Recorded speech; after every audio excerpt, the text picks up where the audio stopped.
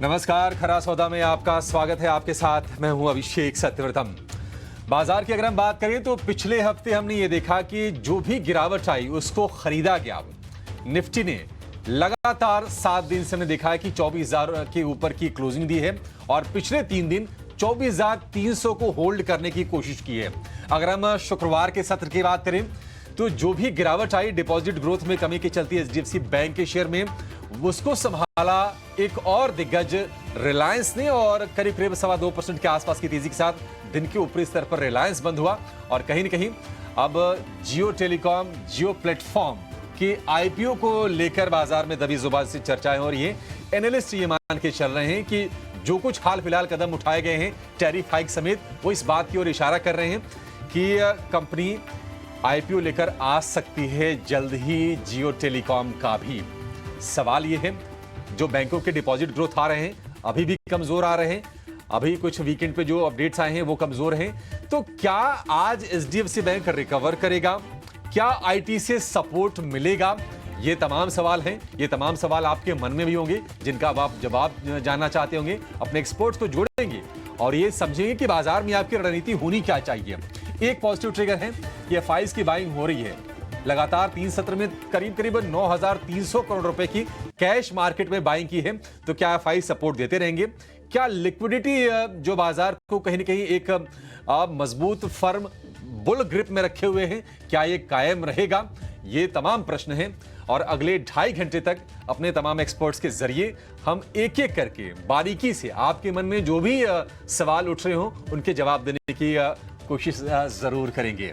लेकिन चलिए शुरुआत कर लेते हैं 4 बड़े ट्रिगर्स के साथ, जहां पर आज बाजार की नजर भी होगी और जिनके इर्द गिर्द जिनसे संकेत लेते हुए बाजार आज रिएक्शन देगा। तो 23 जुलाई को बजट है। बजट की तारीखों का ऐलान हो गया है। जी हां, 23 जुलाई ये तारीख है, यानी कि यहां से 11-12 ट्रेडिंग सत्र का ही मामला टोटल रह गया है बजट पेश होने में। तो बजट पर हमारा फोकस भी बना रहेगा। आपको हम बजट के ब्लॉकबस्टर शेयर बता भी रहे हैं, लेकिन अब हमारे एक्सपर्ट से जो चर्चाएं होंगी, जो ट्रेड्स को लेकर, जो पोजिशनल बेट्स को लेकर हम चर्चाएं करेंगे, वो बजट को लेकर करेंगे। 22 जुलाई से 12 अगस्त तक बजट का सत्र चलेगा। नेस्डेक, एसएनपी ये रिकॉर्ड स्तर पर बंद हुए हैं क्योंकि वहां पर जो जॉब के डेटा आए थे कहीं न कहीं वो इंडिकेट कर रहे हैं कि शायद अगली बैठक में या फिर जल्द ही फेड दरें घटाने पर विचार करें और इसके चलते ही हमने बाजारों को सपोर्ट लेते हुए देखा है। डाउ में दिन के निचले स्तर से 200 अंकों से अच्छे अंकों से ज्यादा की बढ़िया रिकवरी आई है। गिफ्ट निफ्टी अगर बात करें 24,385 के आसपास कारोबार करता हुआ आपको दिखेगा गिफ्ट निफ्टी इस वक्त। और Titan, IndusInd bank, bank of Baroda कमजोर Q1 की अपडेट है। हम बैंकों की बात कर भी रहे थे, जिसके चलते हमने देखा था कि एचडीएफसी बैंक का शेयर 4% से ज्यादा टूटा। कहीं न कहीं सवाल ये उठे कि क्या अब 1,600 रुपए की तरफ बढ़ जाएगा एचडीएफसी बैंक और क्या वहां पर बाय करना चाहिए? वही कुछ स्थिति इंडसइंड बैंक बीओबी के लिए भी आ रहे हैं कमजोर अपडेट के बाद। लेकिन बजाज ऑटो ने अपनी जो सीएनजी बाइक लॉन्च की थी फ्रीडम 125, उसको लेकर मार्केट भी अपबीट है। ब्रोकरेज हाउसेस से कमेंट आ रहे हैं, वो भी पॉजिटिव आ रहे हैं। नोमुरा बुलिश है, बाय की रेटिंग बरकरार रखी है।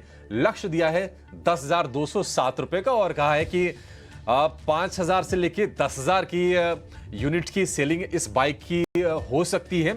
फीचर्स, लुक, ये सारी की सारी चीजें आकर्षक हैं। तो ये 4 बड़े संकेत और एक बड़ा संकेत ये भी है कि ये जो हफ्ता होगा यहां से नतीजों की शुरुआत हो जाएगी। 12 तारीख को हम देखेंगे कि टीसीएस के नतीजे आ जाएंगे और उसके बाद किक स्टार्ट हो जाएगा Q1 का अर्निंग सीजन फुल स्विंग में। लेकिन पहले आपको जरा यह बता देते हैं कि ग्लोबल संकेत इस वक्त आपके लिए, बाजारों के लिए किस तरह के निकल के आ रहे हैं। तो आप देखिए नेस्डेक और एसएनपी 500 इन्होंने बनाया है रिकॉर्ड। डाउ 200 अंकों की रिकवरी।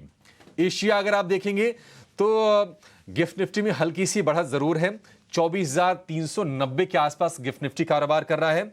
और बाकी के अगर हम बाजार देखें एशिया में तो वहां से थोड़े से कमजोर संकेत है। चीन के बाजार हैं, हांगकांग के बाजार ये आधे से 1.5% नीचे कारोबार कर रहे हैं। लेकिन हमारे लिए जो महत्वपूर्ण है, अमेरिका से संकेत उसको हम फॉलो कर रहे हैं और संकेतों में बड़ा संकेत ये है कि जो रिपोर्ट आए हैं, क्योंकि बेरोजगारी दर बढ़ के 4.1% हुई है।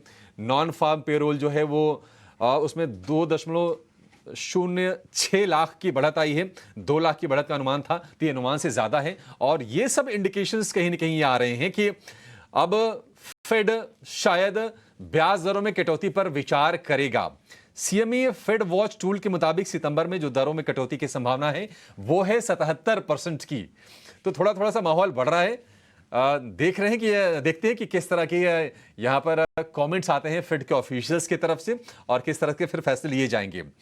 अगर हम स्टॉक स्पेसिफिक बात करें तो टेस्ला आपने लगातार पिछले हफ्ते देखा कि ये शेयर चल रहा था और 27% की बढ़त आई है टेस्ला के शेयर में। एप्पल नए रिकॉर्ड ऊंचाई पर जाकर कारोबार कर रहा है। यूके में चुनावी नतीजों के बाद, क्योंकि हमने ये देखा कि लेबर पार्टी 14 सालों के वनवास के बाद सत्ता में लौटी है वहां पर, और अब वहां पर भी हमारे जो भारतीय कंपनीज है, देखना होगा कि टाटा स्टील का जो यूके प्लांट है वहां पर एक स्ट्राइक की भी खबर थी। क्या कुछ होता है उस पर भी नजर रहेगी। लेकिन बॉन्ड यील्ड में थोड़ी सी नरमी है। डॉलर इंडेक्स 105 के नीचे है। सोना 1 महीने की ऊंचाई पर है। क्रूड की बात करें तो एक रेंज में है, $86 प्रति बैरल के आसपास क्रूड कारोबार कर रहा है। तो ये कुछ ट्रिगर्स हैं। ओवरऑल अगर हम बात करें तो संकेत ठीक ठाक हैं, अमेरिका से, गिफ्ट निफ्टी से, क्रूड से, और एक बढ़िया संकेत यह भी है कि एफआईज की बाइंग चल रही है। अभी तक वो होल्ड किए हुए हैं। हालांकि जो लॉन्ग होल्डिंग थी 83% के आसपास की, अब क्या वो भी प्रॉफिट टेकिंग के मूड में आएंगे बजट से पहले, क्योंकि बजट यहां से 11-12 सत्र दूर रह गया है। रणनीति उनकी क्या होगी, इन तमाम चीजों पर चर्चा करेंगे और आपकी पूरी की पूरी पक्की वाली रणनीति बनाएंगे। लेकिन जरा मुंबई चलते हैं, और मुंबई में आज हम देख रहे हैं कि बड़ा जबरदस्त बारिश हो रही है। हेडलाइंस में भी हमने पढ़ा कि 300 mm की रिकॉर्ड बारिश हुई है। सृष्टि, माहौल तो देख के मौसम तो बड़ा अच्छा लग रहा होगा, लेकिन लोगों को दिक्कतें बहुत हो रही होंगी। क्या आपको भी ऑफिस आने में देर हुई क्या आज? हाँ जी अभिषेक, वेरी गुड मॉर्निंग। हाँ जी, थोड़ी सी देर ज़रूर हुई। हमारे कई सारे टीम मेंबर्स को भी थोड़ी मुश्किलें ज़रूर आई, पर जी हाँ, मुंबई जाना जाता है उसकी बारिशों के लिए। और कई समय से ऐसा लग तो रहा था कि जी हाँ मानसून आ गए, पर वो मुंबई वाली फील्स नहीं आई थी। पर हाँ, कल रात बहुत बारिश हुई है। कल देखिए आप, रात के 1-2 बजे से ही जो बिजली कड़की है, और उसके बाद मूसलाधार बारिश जो है सुबह के 6-6:30 बजे तक आप देखिए लगातार बहुत तेज बारिश हुई है। उसके फुटेजेस भी आप देखिए कि बहुत जगह वाटर लॉगिंग भी होती हुई दिखी है।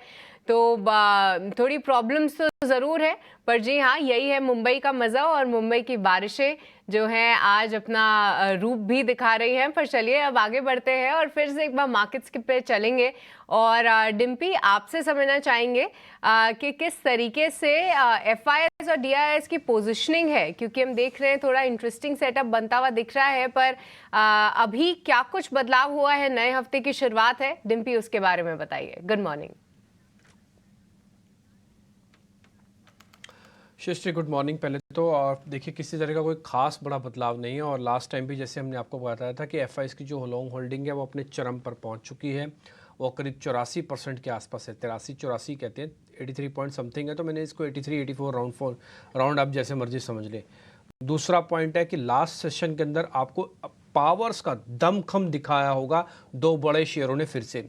फर्स्ट हाफ में एचडीएफसी ने चलने ही नहीं दिया, मार्केट को नहीं चलने दिया, निफ्टी को तोड़े रखा, बैंक निफ्टी को तोड़े रखा। बैंक निफ्टी तो बकायदा 500 पॉइंट नीचे जाके बंद भी करवा दिया। लेकिन लास्ट के 2-2.5 घंटे में दम दिखाया रिलायंस इंडस्ट्रीज़ ने। और रिलायंस इंडस्ट्रीज़ ने ना केवल अपने आप को डेज हाई पे बंद किया, बल्कि निफ्टी को डेज हाई पे ले आया और करीब 150 पॉइंट की रिकवरी निचले स्तरों से निफ्टी की भी उसने दर्ज करवाई है। आप इसी से अंदाज़ा लगा सकते हैं कि इन दोनों शेयर्स पे कितनी बड़ी डिपेंडेंस जा चुकी है। ये दोनों शेयर्स जैसा ट्रेड करते हैं उससे जुड़ा हुआ इंडाइसिस वैसे ही करता है। एचडीएफसी की बैंक निफ्टी में 25% की वेटेज है, तो देखो उसको डेज लो पे बंद करवाया। रिलायंस की बड़ी वेटेज है मार्केट के अंदर, उसको डेज हाई पे जाके बंद करवाया। और सभी शेयरों का तो अपना अपना रूप है, अपने अपने तरीके से चल रहे हैं। ध्यान रखा जाए 3 चीज़ों को। आज मैं फिर से आपको नोटिस कराता हूँ, आप पहले लिख लीजिए, जैसे मर्जी आपको समझ में आता हो वैसे कीजिए। पहला पॉइंट, वेटेज जरूर चेक कीजिए। ये मैं कई बार आपको नोटिस करवा चुका हूँ, और एक बार नहीं बल्कि कई बार ऐसे मौके आए जब मैंने आपको वेटेज की इंपॉर्टेंस बताई। और कई बार मैंने एक्सचेंजेस से भी ये दरख्वास्त की कि आप इस वेटेज का कुछ करिए, थोड़ा सा इसके अंदर कुछ ना कुछ कीजिए, नहीं तो क्या है 2 या 4 शेयर्स बाजार को ऊपर और नीचे करने में बहुत समर्थ हो जाते हैं। उसका एक तरीका है, जब तक एक्सचेंजेस कुछ सोचती नहीं या करते नहीं, आप अपने निफ्टी या बैंक निफ्टी के नीचे HDFC और रिलायंस को लगा के रखो। इन दोनों शेयरों में जैसे कोई हलचल होने लगे ना, तो आप सतर्क हो जाओ कि बाजार के अंदर अब कुछ ना कुछ होने जा रहा है या कुछ ना कुछ हो सकता है। तो ये तो पहला पॉइंट है। दूसरा पॉइंट है, मार्केट के अंदर FIs की जो लॉन्ग पोजीशंस है उसको डेली चेक करो आप। वो इसलिए भी क्योंकि अभी 84% के आसपास चल रहा है। एक और चीज़, उसमें रिटेल का पार्टिसिपेशन भी चेक करो, जो कि अभी 32-33% के आसपास चल रहा है। आप चाहें तो दिखा भी सकते हैं, आपकी स्क्रीन पर नंबर्स भी आ जाएंगे।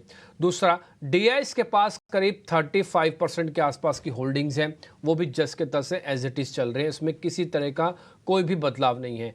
तीसरी चीज़ जो आपको चेक करनी है मार्केट के अंदर, वो चेक करना है कि भाई ऐसा कोई बड़ी खबर या ऐसा कोई पॉइंट तो नहीं बन रहा है मार्केट के अंदर जो बाजार के अंदर थोड़ा क्रैक डलवाए, या फिर मैं आपको रेंज के लेवल दे दूं, है ना। तो ये 3 चीज़ें आप ज़रूर चेक करो, रोज़ मार्केट के अंदर चेक करो। पहला FIs, दूसरा बड़े शेयरों का रुख वो कैसा है, और तीसरा कि इस समय कोई रेंज का ब्रेकआउट या ब्रेकडाउन ऐसी कोई स्थिति तो नहीं बन रही है। बस ये 3 चीज़ें आपको चेक करनी है। इसके अलावा किसी तरह का कोई मेजर बदलाव ना तो सोच में है, ना ही काम करने के तरीके में है, ना ही बोलने के मेरे तरीके में है, ना ही मार्केट्स के अंदर तरीके में दिख रहा है। आप डिप की वेट कीजिए। जो नए लोग हैं जिनके पास पुराना पड़ा है, वो चाहे तो प्रॉफिट बुकिंग करें, चाहे तो ट्रेलिंग स्टॉप लॉस खाएं, जैसा उनका मन है वैसा करें। 23 तारीख को बजट जब आएगा, आज हो गई है 8 तारीख, तो 8 से 23 तारीख के बीच में मोटा मोटी आप दिन समझ लीजिए 10-12 दिन है। 1-2 छुट्टी आगे पीछे की लगा के तो मैं बोलूँगा 10 ट्रेडिंग सेशंस है। तो 10 ट्रेडिंग सेशंस में आपको अपने आप को संभालना है। एक और चीज़ बस मैं यहाँ पे कहना चाहता हूँ, उसके बाद मैं इस क्वेश्चन का जवाब ख़त्म कर दूंगा। वो ये है कि भाई थोड़ी सी स्पेस की ज़रूरत है। आप बजट को एंजॉय कैसे करोगे? आपके पास स्पेस नहीं है और एंजॉयमेंट करने की, आप कैसे करोगे? तो बस इतना ही है मेरा क्वेश्चन, इसी के अंदर छुपा है जो नए लोग लेना चाहते हो उसका जवाब, कि भाई आपको स्पेस नहीं है, थोड़ा डिप आने दो, फिर स्पेस आपकी बन जाएगी, आप आ जाना। ठीक है, तो ये FIs के लिए संकेत, और चूंकि बजट पर नज़र है, 10 ट्रेडिंग सत्र का टोटल खेल रह गया है, पूरा का पूरा फोकस वहां पर होगा। और हम अपने एक्सपर्ट से इसी के इर्द गिर्द अपने हम सवाल पूछेंगे, और आपके लिए trade plus positional trade budget तक के ये भी हम जानने की कोशिश करेंगे। लेकिन डिप्टी अगर निफ्टी पर आए, लगातार 3 सत्र से हम देख रहे हैं कि 24,300 का जो स्तर है उसको बिल्कुल होल्ड कर रहा है। शुक्रवार को भी यही हुआ। HDFC बैंक में जो खबर को लेकर जो गिरावट है, अब वो कहीं ना कहीं ऑफसेट किया रिलायंस ने अपनी तेजी से। रिलायंस में ये खबर आ रही है कि जियो प्लेटफॉर्म के IPO को लेकर हलचल हम देख सकते हैं जल्द ही। ये बताइए कि चूंकि बाय ऑन डिप्स तो हो रहा है, इंट्राडे डिप्स को भी खरीद रहे हैं ट्रेडर, तो निफ्टी में रणनीति क्या होनी चाहिए 24,300 के आसपास? और दूसरी चीज, अब चूंकि बहुत सारे लोग हैं जो अब शायद जो बजट की तारीखों का ऐलान हो गया है, तो बाजार को लेकर अपने विचार बनाएंगे, बाजार में कूदने की कोशिश करेंगे, उनके लिए, नए वाले ट्रेडर्स के लिए रणनीति क्या होनी चाहिए? मैं दोनों का जवाब देता हूँ। पहला तो है आपके जो रिलायंस इंडस्ट्रीज वाला क्वेश्चन है कि मार्केट के अंदर एक खबर है। देखिए, जिस समय रिलायंस ने 2900 से चलना शुरू किया था, उसी समय तय हो गया था कि ये कम से कम जियो के 25% दाम बढ़ाने का असर नहीं है, ये उसकी इसी वजह से नहीं बढ़ा। कोई आदमी अगर ये सोचे कि 25% जियो के दाम बढ़ाए हैं, टैरिफ बढ़ाया गया इसलिए रिलायंस इंडस्ट्रीज इतना चल के आया, नहीं। ये तो साफ समझ में आ रहा था कि jumbo jet heavy weight share इस 25% से तो नहीं चल रहा है, इसके पीछे कोई ना कोई और खबर भी चल रही है। अब आप बता रहे हैं कि मार्केट के अंदर एक खबर आ रही है कि इसी साल जियो का IPO भी आ सकता है, और ये बात हमने आपको 10-12 दिन पहले ही इंडिकेट कर दी थी कि सोर्स बेस्ड इंफॉर्मेशन मेरे पास ये है कि रिलायंस के अंदर कोई ना कोई खबर इसके पीछे ट्रैवल कर रही है, और मोस्ट प्रोबेबली जियो की ही खबर होगी, और हो सकता है आने वाले दिनों में आप इसके अनाउंसमेंट्स भी देखें। अभी स्पेकुलेशन है इसलिए मैं इस पर ज़्यादा बोलूँगा नहीं, बट हाँ ये बात समझ लीजिएगा कि रिलायंस इंडस्ट्रीज़ के अंदर जो तेज़ी आई है, ये खबर ओरिएंटेड तेज़ी है, ये FIs लेड तेज़ी है, इसलिए जल्दी सरेंडर करेगा नहीं। अब आपने दूसरा क्वेश्चन पूछा कि भाई अब मार्केट के अंदर यहाँ तक तेज़ी आ चुकी है, कैसे करें, नए वाले लोगों को क्या करना चाहिए? देखिए, मेरे को ऐसा लगता नहीं कि बाजार में बजट तक इंडेक्सेस के अंदर आपको ट्रेड भी करना चाहिए। मैं आपको वजह बताता हूँ। अभी आपकी अर्निंग्स शुरू हो गई है, अब आप अर्निंग स्पेसिफिक काम करेंगे, बिजनेस अपडेट्स आ गए, बिजनेस स्पेसिफिक आप काम करो, कंपनी स्पेसिफिक। क्यों इंडेक्स के झमेले में फंसना चाहते हो? इंडेक्स का झमेला ये है कि वो 24,000 को तोड़ेगा नहीं, 24,500 को पार करेगा नहीं। तो ये 500 पॉइंट के अंदर निफ्टी के अंदर आपको हर बार ऐसा फील होगा कि अभी चला कुछ नहीं करेगा, और अभी टूटा तोड़ेगा भी नहीं। तो जिस दिन टूटेगा और जिस दिन चल जाएगा ना, आप उसी दिन आ जाना ना। आपको क्यों इसके अंदर रहना है कि बस चलेगी, मैं बस में अंदर बैठा रहूँगा, बस ना चले 4 घंटे, फिर आप क्या करोगे? 4 घंटे की तो आपकी जर्नी नहीं है कुल मिला के। तो क्यों अपने 10 दिन आप बर्बाद करना चाहते हो इंडेक्स के साथ जुड़ के?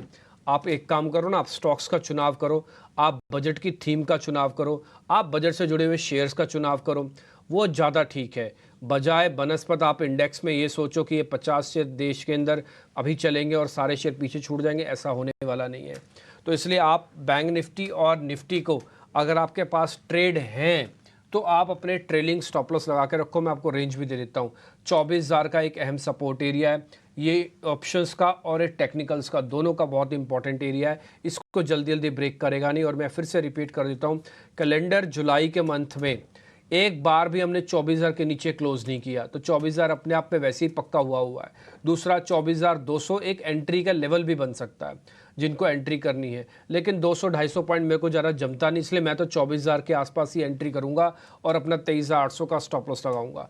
ध्यान रखा जाए, मैं एक बात को और रिपीट कर देता हूँ, 23,800 के अगर नीचे आ गए हम, या उसको हमने टेस्ट कर दिया या उसके नीचे आ गए, तो फिर आपका ये जो पुल बैक वाला हिस्सा है ना कि बाजार स्प्रिंग की तरह नीचे आता है वो वापस ऊपर चला जाता है, ये फेज भी खत्म हो जाएगा। फिर ये स्प्रिंग वाला काम नहीं करेगा, फिर दोनों की बात सुनी जाएगी, फिर दोनों के लिए फैसला किया जाएगा। अभी तो एक तरफा बात सुनी जाती है और एक तरफा फैसला कर दिया जाता है। एक पॉइंट और दूसरा पॉइंट, जो नए वाले लोग हैं उनको किसी डिप की वेट करनी चाहिए। जैसे मैंने कहा, मेरे लिए 24,000 है, आप चाहो तो 24,200 पे आपका रिस्क रिवॉर्ड जस्टिफाई करता है तो आप एंटर कर सकते हो 24,000 का स्टॉप लॉस लगा के। बट मेरे को कम से कम 300 से 400 पॉइंट निफ्टी नीचे चाहिए ही चाहिए। दूसरा पॉइंट, आपके टारगेट क्या होंगे? मेरे को ऐसा लगता है कि बजट से पहले किसी भी सूरत के अंदर मार्केट 24,500 और 800 वाली रेंज को ब्रेक नहीं करेगा। तो आपको ये बात पता होनी चाहिए कि आप 400 पे ऑलरेडी खड़े हो, 200-250 पॉइंट आप और कमा सकते हो ज़्यादा से ज़्यादा। इसलिए मैं फिर से रिक्वेस्ट करूंगा कि ज़्यादा इंडाइसिस पे दिमाग मत लगाओ, ज़्यादा स्टॉक्स में दिमाग लगाओ, क्योंकि उसकी अर्निंग्स भी आ रही हैं और सामने बजट की थीम भी आपके पास है। तो वो पकड़ो, पैसा वहीं डाइवर्ट करो। थोड़ा बहुत इंडेक्स में आपने लगा रखा है, लगाए रखो, बुक करना है बुक कर लो, अंदर आना चाहते हो तो 24,000 पे आओ। सेकंड क्वेश्चन शॉर्ट का हो सकता है, उसका जवाब ना है, एक ही आंसर है, ना और ना। ठीक है, तो फिलहाल शॉर्ट नहीं करना है इंडेक्स को, और साथ ही लॉन्ग वालों के लिए क्या रणनीति होनी चाहिए उस पर हुई चर्चा। पर निफ्टी बैंक में क्या किया जाए? जिनके पास ऑलरेडी लॉन्ग्स हैं या जिन्होंने निचले स्तरों पे थोड़ा सा ऐड किया है, उनके लिए कौन से लेवल्स महत्वपूर्ण होंगे? क्योंकि आज जो है कई सारे और बैंकिंग काउंटर्स के भी जो है अपडेट्स आए हैं, IndusInd bank, bank of Baroda, इन सभी के अपडेट्स आए हैं। बहुत खास कोई नंबर्स जो है यहाँ पे दिखे नहीं है, थोड़े से वीक ही दिखे हैं। क्या इन सब का भी कुछ असर हो सकता है? क्या यहाँ से कुछ रीडिंग्स लेनी चाहिए? देखिए, बिजनेस अपडेट्स जिन भी बैंक्स के अंदर आए हैं उन सभी बैंक्स के अंदर कोई वेटेज वाला बैंक नहीं है, पहला पॉइंट। और दूसरा, जिनके भी बिजनेस अपडेट्स आए हैं वो टिपिकली ज़्यादातर उसमें सरकारी बैंक है, जैसे यूको है, इंडियन है, बीओबी है। तो इन सबके के अंदर क्या है कि ऑलरेडी इनकी वेटेज भी कम है मार्केट के अंदर।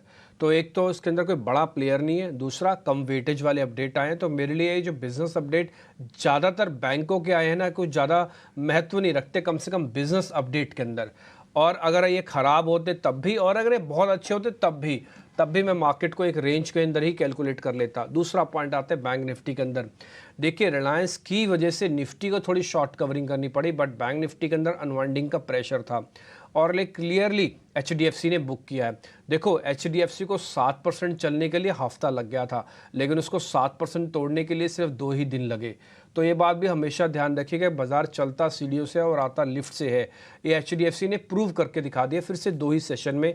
और सिर्फ एक ही चीज़ खराब आई थी, वो था ये बिजनेस अपडेट। खराब भी क्या था, बाजार की उम्मीद से थोड़ा कमज़ोर था, इतना ही तो था, और तो कुछ भी नहीं था। ऐसी तो कोई प्रॉब्लम नहीं थी। तो ऐसा क्या हो गया कि HDFC बैंक बिजनेस अपडेट से पहले ऐसा क्या था उसके अंदर जो बहुत तेज़ी से चल रहा था वो? ठीक है। एक और चीज़, FIs की भी होल्डिंग रहती है सिस्टम के अंदर, और FIs की होल्डिंग को नज़रअंदाज नहीं कर सकते आप। 84% उनके पास होल्ड लेके बैठे हैं, वो ना अपना माल बेच नहीं रहे हैं। ये एक कंसर्न भी है, ये बहुत स्ट्रॉन्ग पॉइंट भी है। स्ट्रॉन्ग पॉइंट इस लिहाज से है कि भैया वो एफआईज है, माल बेच नहीं रहे, बहुत अच्छी बात है, लेकिन कंसर्न इस पॉइंट से है कि जब तक वो बेचेंगे नहीं आपको स्पेस बनेगा ही नहीं, आप कंफर्ट से अंदर नहीं आ पाओगे, आप डर डर के अंदर आओगे कि पता नहीं अभी ना गिर जाएं, पता नहीं मैं ही ना हूँ जो सबसे ऊपर लेके बैठ जाऊँ और बाद में बाजार गिर जाए। ठीक है, तो इसलिए आपको किसी भी डिप की वेट करनी चाहिए। देखिए मैं फिर से एक दो लेवल्स आपके सामने बोल देता हूँ, जरा जल्दी खत्म करूंगा इसको। 52,000 और 51,800 के नीचे जैसे ही बैंक निफ्टी क्लोजिंग देना शुरू कर देगा, आप मेरे से अच्छे से समझ लीजिएगा, लिख लीजिएगा, बियर्स ना अपनी एक पकड़ बना लेंगे मार्केट के अंदर। उस समय बियर्स आपको चैलेंज करना लगेंगे। बियर्स अभी इतने डरे हुए हैं, इतने घबराए हुए हैं, आपका पास्ट एक्सपीरियंस देख देख के कि कैसे स्प्रिंग की तरह आप ऊपर आ जाते हो। ये बात शुक्रवार को भी प्रूव हुई है, ये निफ्टी ने प्रूव करके दिखाई है। मैंने आपको 3 मिनट के चार्ट से आपको भी दिखाया था कि कैसे 100 पॉइंट निफ्टी सिर्फ 3 मिनट के अंदर कवर हो गया था। तो इसलिए वो डर और घबराहट अभी भी है, और बैंक निफ्टी भी कभी भी पुल बैक मार सकता है 0.75 के पुट कॉल रेशियो के हिसाब से। बट ध्यान रखा जाए 52,000 और 52,000 के नीचे 51,800 एक स्ट्रॉन्ग एरिया है, एंट्री करनी है। आप 52,000 के जितना करीब करोगे उतना अच्छा है। आपका टारगेट 53,000 53,200 तक का रहेगा, ये ऊपर तक की रेंज भी डिफाइन हो रही है। तो फिलहाल जिनके पास पोजीशंस हैं वो अपना चाहें तो ट्रेलिंग स्टॉप लॉस लगाएं या 53,000 के आसपास बेच दें। जिनके पास नहीं है उनको 52,000 तक की वेट करनी चाहिए। 51,800 का स्टॉप लॉस लगा दीजिएगा, फिर 52,000 के आसपास जितना प्लस करेंगे उतना फ़ायदा आपको रहेगा, और आप भी पुल बैक के गवाह हो सकते हैं। 53,000 तक आपको भी मिलेगा। रही बात शॉर्ट करने की, तो बैंक निफ्टी को आपको शॉर्ट करना नहीं है, दोनों इंडेक्सेस के लिए उन्हें रिग्रेसली मना कर दिया। अब आ जाते हैं मेहमानों से और ज़रा उनसे समझ लेते हैं कि क्या किस समय करना चाहिए। मेरे साथ प्रशांत सावंत जुड़ चुके हैं, उनसे ज़रा करते बात। अच्छा, एक और शेयर, करीब 5-6 शेयर ना एफ एंड बैन के अंदर आ चुके हैं। उसमें ना कुछ एक ट्रेंडिंग शेयर्स भी हैं, जैसे PEL है, ये चलने को तैयार है बट बैन में आ गया है वापस से। ठीक है, इंडिया सीमेंट, बंधन, ये तो सब ठीक है, अपने हिसाब से आते ही रहते हैं ये। बट पिरामिड एंटरप्राइजेस जो एक बड़ा मूवर हो सकता है वो बैन में है। बस ये नोटिस में कुछ ज़्यादा करवाना था आपको। अब प्रशांत सावंत से जरा एक बार समझ लेते हैं उनका व्यू पॉइंट ऑन इंडेक्स, और फिर फटाफट से शेयर्स भी जानना शुरू करेंगे। कुछ मेहमान मेरे साथ अभी और जुड़ने जा रहे हैं। प्रशांत जी नमस्ते। पहले जरा निफ्टी बैंक निफ्टी का अपना स्टांस क्लियर कीजिए और फिर बताइए क्या करना है। जी दीपी जी, गुड मॉर्निंग। सभी दर्शकों को नमस्कार। तो यहाँ पे मेरे हिसाब से आपने जो पॉइंट टू पॉइंट इंडेक्स पे डिस्कस किया, इंडेक्स पे रादर निफ्टी बैंक निफ्टी, वहां पे मुझे लग रहा है मेरी जो राय है वो बिल्कुल आपके साथ पॉइंट टू पॉइंट सहमत है। मुझे लग रहा है कि जैसे कि गुरुवार को मैंने आसपास कहा था कि एक बार लॉन्ग्स बुक करना बेहतर होगा। इसका मतलब ये नहीं कि शॉर्ट करना होगा। काफी बार लोगों को लगता है लॉन्ग्स बुक कर लिए तो शॉर्ट करना कंपलसरी है। कंपलसरी ट्रेडिंग से आपको सिर्फ जो प्रॉफिट्स है वो वाइप आउट होंगे, और profit loss net to net, या आप ब्रेक इवन रहेंगे या मोर ऑन नेगेटिव साइड रहोगे। तो जब मैं कहता हूँ प्रॉफिट बुक करना चाहिए, इसका मतलब ट्रेंड के में हमने एक अच्छा पैसा बना लिया, आप अब बाहर बैठो। तो अगर हम निफ्टी की बात करें, अभी हम ऑलमोस्ट 24,300 के जस्ट ऊपर स्पॉट में क्लोज हुए थे। शॉर्ट टर्म के हिसाब से 24,240 स्पॉट 24,240 ये एक अहम सपोर्ट रहेगा। बट मुझे नहीं लग रहा है कि अभी इस वक्त कोई फ्रेश बाय करना चाहिए। मुझे लग रहा है कि वेट करना चाहिए। करीबन 24,050 24,100 इस जोन के पास अगर आए तो एक डिसेंट पोजिशनल रिस्क रिवॉर्ड होगा, वहां पे एंटर करना चाहिए। तो मेरी सलाह होगी निफ्टी में वेट करने की, और एग्जिस्टिंग लॉन्ग जैसे मैंने कहा 24,240 से ट्रेड कीजिए स्पॉट प्राइस। जहां तक बैंक निफ्टी की बात है, तो इसमें जैसे मैं बार बार कहता आ रहा हूँ कि मैं कोई मेजर रिवर्सल तब तक एक्सपेक्ट नहीं कर रहा हूँ जब तक कि हम 54,500 54,800 54,500 54,800 तक नहीं जाए। बट इसका मतलब ये नहीं कि हम इसको पकड़ के रखें। यहाँ पे हर बार ट्रेल करके प्रॉफिट्स बुक करने होंगे। तो अभी अगर हम देखें जो क्लोजिंग थी वो ऑलमोस्ट 52,600 52,660 के आसपास स्पॉट में थी। सो यहाँ पे शॉर्ट टर्म के हिसाब से आपका स्टॉप लॉस 52,300 होना चाहिए।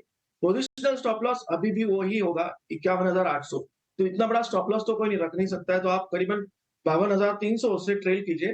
बट जब तक 51,800 ये जोन ब्रेक नहीं होता, पोजिशनली बाय ऑन डिप्स की रणनीति ही रहेगी, और यही आपका एक अहम मेक और ब्रेक लेवल होगा बुल्स के लिए।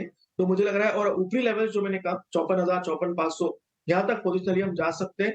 तो अच्छी डिप मिलने पे जहाँ रिस्क रिवॉर्ड काफी बेहतर हो, वहां हम पॉइंट टू पॉइंट 1:2 की रिस्क रिवॉर्ड रख के एक ऊपरी टारगेट्स को पोजिशनल व्यू रख के हम एक छोटे छोटे ट्रेड उन टारगेट्स के लिए कर सकते हैं। बट फिलहाल दोनों इंडेक्सेस इस लेवल पे जस्ट होल्ड, फ्रेश बाय नहीं करना चाहिए। फिलहाल दोनों ही इंडेक्स में फ्रेश बाय की भी सलाह नहीं है और शॉर्ट में भी फिलहाल मनाई है, तो ऑलमोस्ट एक वेट एंड वॉच की रणनीति अभी आप अपनाएं। कुछ अहम लेवल्स जो कि हाईलाइट किए हैं उस पर आप ध्यान जरूर रखिए। पर जी हाँ, स्टॉक स्पेसिफिक एक्शन भरपूर है और साथ ही ब्रॉडर मार्केट से आप देखिए लगातार पार्टिसिपेशन आप आते हुए देख रहे हैं। खास तौर से फ्राइडे के सत्र में देखें तो कई सारे फार्मा काउंटर्स भी निचले स्तरों से अच्छी तरीके से ऊपर आए और फार्मा इंडेक्स जो है ऑल टाइम हाई पर भी है, ये भी हम आपके लिए लगातार हाईलाइट कर रहे हैं।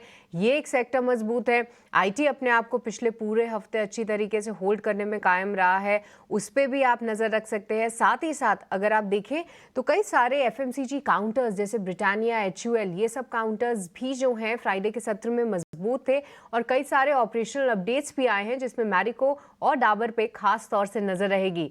पर चलिए अब हमारे एक्सपर्ट से समझते हैं कि कौन से स्टॉक्स उनके फोकस लिस्ट में है और इस बीच हमारे साथ अवनी भट्ट भी जुड़ चुकी हैं। आइए उनका स्वागत करते हैं और उनसे ही उनकी स्टॉक आइडियाज भी लेते हैं। Avani, very good morning.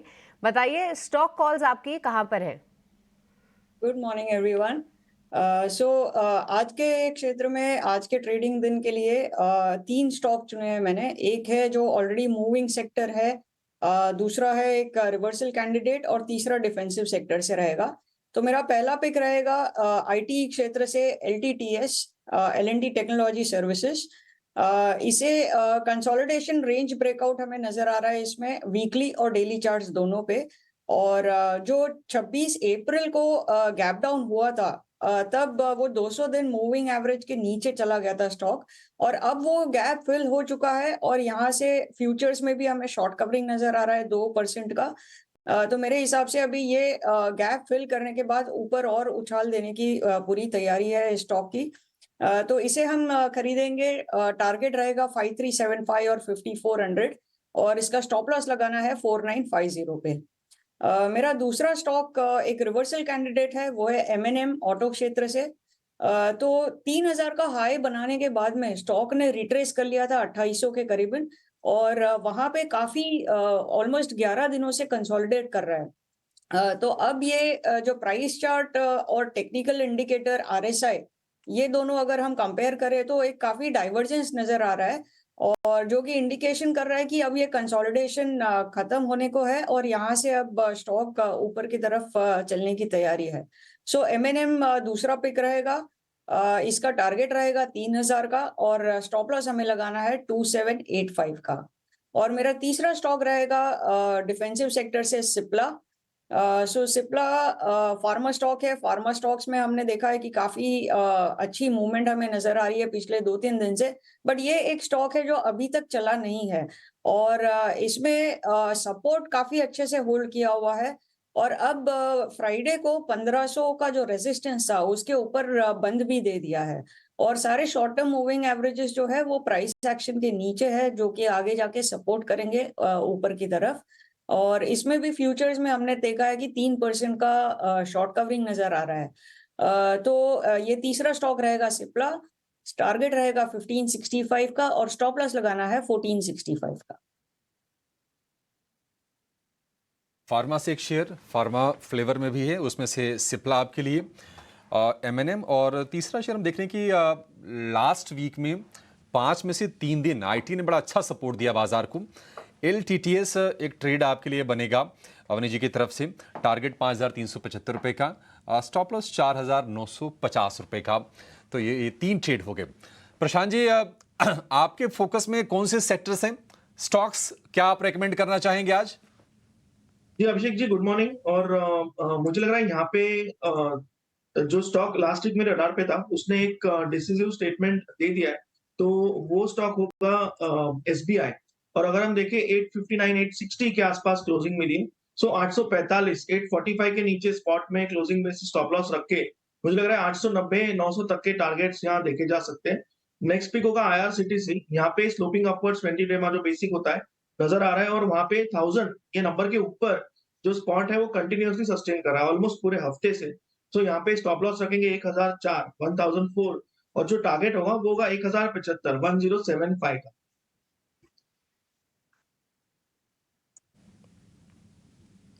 ठीक है सर, ये आपका IRCTC तो खैर मेरे को शुरू से ही पसंद है और मैं कई बार इसके बारे में बोल चुका हूँ, आप भी कई बार सुन चुके होंगे, प्रशांत सावंत इसके खैर गवाह भी हैं कि कुछ शेयरों के ना लेवल्स ऐसे होते हैं जो ना लेवल्स के ऊपर आते ही ना जाने उनमें क्या होता है भगवान जाने, लेकिन वो बायर की लिस्ट में आने लग जाते हैं, चलने लगते हैं, फिर अच्छी खबरें आने लगती हैं, कुछ ना कुछ योगानुयोग ऐसा बन जाता है कि शेयर बढ़िया हो जाते हैं। इसका 1000 का नंबर है, ऐसे 1000 का नंबर टाटा पावर का भी था, उसका भी है, टाटा केमिकल्स का भी है। वो 1000 के ऊपर है, कोई दिक्कत नहीं, लेके बैठे रहो। IRCTC का लेके बैठे रहो, 1000 के ऊपर आपको कोई प्रॉब्लम नहीं करेगा। तो ये 1000 के ऊपर जैसे ही आया, देखो आपने स्टॉप लॉस भी प्रशांत सावंत ने 10004 का दिया, 1000 टूटेगा, खराब हो जाएगा फिर से। तो आप चाहें तो इस शेयर का बेनिफिट भी ले सकते हैं। मेरे साथ 2 मेहमान स्क्रीन पर और दिखेंगे, मितेश पांचाल और गौरांग शाह भी हमारे साथ जुड़ रहे हैं। गौरांग भाई बहुत बहुत शुक्रिया, थैंक यू वेरी मच समय देने के लिए। मितेश जी आपका भी बहुत बहुत शुक्रिया, थैंक यू वेरी मच, आपने भी आज टाइम निकाला हमारे लिए। मितेश भाई, आपको मैं परसों तरसों याद कर रहा था, आप समझ सकते हैं क्यों हम आपको याद कर रहे थे? जब बाजार खुला उस शेयर का नाम H से शुरू होता है, आप बता पाएंगे? हाँ, स्पेशल रिपोर्ट था हमारा HDFC बैंक के ऊपर, तो शायद वहीं पे ही आपका रुझान होगा। ये स्पेशल रिपोर्ट था सर आपका HDFC का, और मेरे को अच्छे से याद है आपने कहा एक नए लेवल पे जाएगा। फिर हमारी जब चर्चा हो रही थी कि भाई ये 1720 पार करेगा, आपने कहा नहीं 17-20-30 और पार करने दो, ये स्पीड से ऊपर जाएगा और आप एक नई जर्नी इसके अंदर देखेंगे। और परसों तरसों सर बहुत बढ़िया शेयर चला, हालांकि बाद में थोड़ी प्रॉफिट बुकिंग भी आई, अब शेयर वापस से 1700 के नीचे आ गया है। अब मेरे को जरा पहले एक बार इसके बारे में गाइड कर दीजिएगा, फिर उसके बाद अपने शेयर बताइएगा। उस रिपोर्ट पे आप अभी भी जमे हुए हैं ना सर? डेफिनेटली, देखिए डिम्पी जी, लार्ज कैप की ब्यूटी यही होती है कि जब वो शुरू होते हैं चलना, तो आपको इनिशियल स्टेज में ऐसा लगता है कि यहाँ पे प्रॉफिट बुकिंग आ गई या ट्रेंड फिसल हो गया है, लेकिन उसके बाद जो वो रफ्तार पकड़ते हैं, फॉर एग्जांपल ITC की रैली जो पूरी थी, बजाज ऑटो की जो रैली पूरी थी, रिसेंटली बहुत दूर नहीं जाएंगे, रिलायंस की जो पूरी रैली थी, तो यही कमाल है लार्ज कैप स्टॉक का कि slowly and gradually step by step इसमें तेजी आती है, उसमें कोई वर्टिकल तेजी नहीं आती, ऐसा हमारा मानना है, ये हमारा अभ्यास है, ये हमारा एक स्टडी है पिछले 20 सालों का। तो हमको लग रहा है कि वो डेफिनेटली एक प्रॉफिट बुकिंग था। अभी भी करंट लेवल के ऊपर वो HDFC बैंक को डेफिनेटली लेना चाहिए, और अगले 12 से 18 महीने में आप डेफिनेटली उसको 2200 पार देखेंगे, और हम लगातार वही स्टॉक की अगले 3 या 6 महीने में चर्चा करेंगे। तो डेफिनेटली रुझान कायम है, और अगर आपकी अनुमति हो तो 2 और स्पेशल रिपोर्ट हमने आज रिलीज किए हैं, तो मेरी पिक के साथ वो भी मैं डिस्कस करूंगा अगर आपकी इजाजत हो तो। सर इजाज़त और अनुमति की ज़रूरत ही नहीं है सर, प्लीज़ आप बताइए, हम तो वेट ही कर रहे हैं। देखिए, सबसे पहले तो विनीति ऑर्गेनिक्स एक सिंगल स्टॉक्स के ऊपर स्पेशल रिपोर्ट निकाली है। यहाँ पे बहुत ही बड़ा एक स्ट्रॉन्ग रिवर्सल बहुत लंबे अरसे के बाद आया है, तो हमें लग रहा है अगले 9 से 12 महीने में यहाँ पे विनीति ऑर्गेनिक्स में अराउंड 45 to 50% अपसाइड है। 1945.25 का क्लोज है, हमारा टारगेट है 2928.50। विनीति ऑर्गेनिक्स हर एक डिप के ऊपर खरीदना चाहिए, और ये मंथली और क्वार्टरली चार्ट के ऊपर बेस्ड है, तो यहाँ पे अनफॉर्चुनेटली स्टॉप लॉस नहीं है। दूसरा जो स्पेशल रिपोर्ट हमने निकाला है वो है शुगर सेक्टर के ऊपर। हमें लग रहा है कि शुगर सेक्टर में जो बहुत ही एक लंबा कंसोलिडेशन था, और उसके बाद जो बहुत ही छोटी छोटी रैली आती थी, वो अभी कन्वर्ट होगी एक बड़े ट्रेंड में, और यहाँ से sugar sector around 30 to 45% upside अगले 6 से 9 महीने में दिखा सकता है। तो इसमें हमारे 4 स्टॉक है वो चुनिंदा है। पहला है बलरामपुर चीनी, दूसरा है EID पैरी, तीसरा है रेणुका शुगर, और चौथा है तीन ही है। 3 हमारी ये स्पेशल रिपोर्ट में ये स्टॉक्स है। तो हमें लग रहा है कि जो शुगर सेक्टर है यहाँ से एक बहुत ही स्ट्रॉन्ग अपसाइड दिखाएगा। अब आज के स्टॉक की बात करते हैं, तो मिड कैप शेयरों में से 3 शेयर जो है वो बहुत ही स्ट्रॉन्ग लग रहे हैं सिस्टम और मेथड के हिसाब से। पहला है तानला में 940 के ऊपर एक ब्रेकआउट आया है, तो यहाँ पे 952.15 के ऊपर खरीदने की सलाह रहेगी। स्टॉप लॉस रहेगा 910 का, पहला टारगेट रहेगा 1010, दूसरा टारगेट रहेगा 1050 का। दूसरा जो स्टॉक है वो HLE ग्लासकोट है, 982 के ऊपर बेस्ड ऑन आवरली और डेली स्टॉक के ऊपर एक कंफर्मेशन मिला है, तो 487.20 पे HLE ग्लासकोट का जो है वो by side trade formation trade initiate करना चाहिए। स्टॉप लॉस यहाँ पे 450 रहेगा, पहला टारगेट रहेगा 520 का, दूसरा टारगेट रहेगा 550 का, और लास्ट है जो एग्जिस्टिंग केमिकल स्पेस में एक मिड कैप स्टॉक है खैतान केमिकल करके। तो खैतान केमिकल में 72 के ऊपर एक स्ट्रॉन्ग ब्रेकआउट कंफर्मेशन हुआ है, तो 77.75 एट द रेट CMP खरीदने की सलाह रहेगी। यहाँ पे आपका स्टॉप लॉस रहेगा 70 का, पहला टारगेट रहेगा 90 का, दूसरा टारगेट रहेगा 95 का।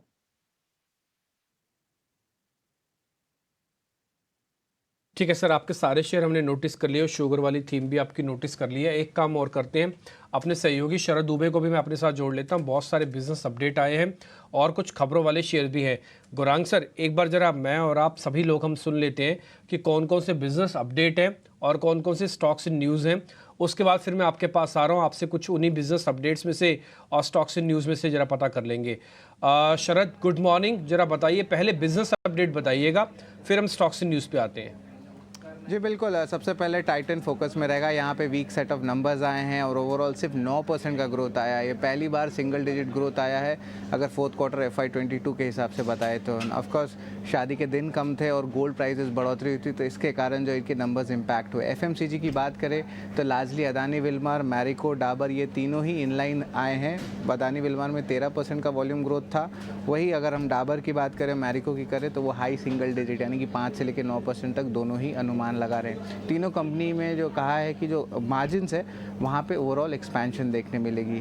बैंकिंग अपडेट्स लार्जली वीक रहे हैं। सबसे पहले इंडसइंड बैंक के बता दूँ कि एडवांसेस डिपॉजिट ग्रोथ जो है बैंकिंग के खुद के गाइडेंस से ही कम आए हैं और ऑफकोर्स कासा रेशियो पिछले 6 क्वार्टर से गिर रहा है। बैंक ऑफ बड़ौदा में भी एडवांस डिपॉजिट रेशियो जो है सिक्वेंशियली डिक्लाइन किए हैं और अनुमान से कम आया है।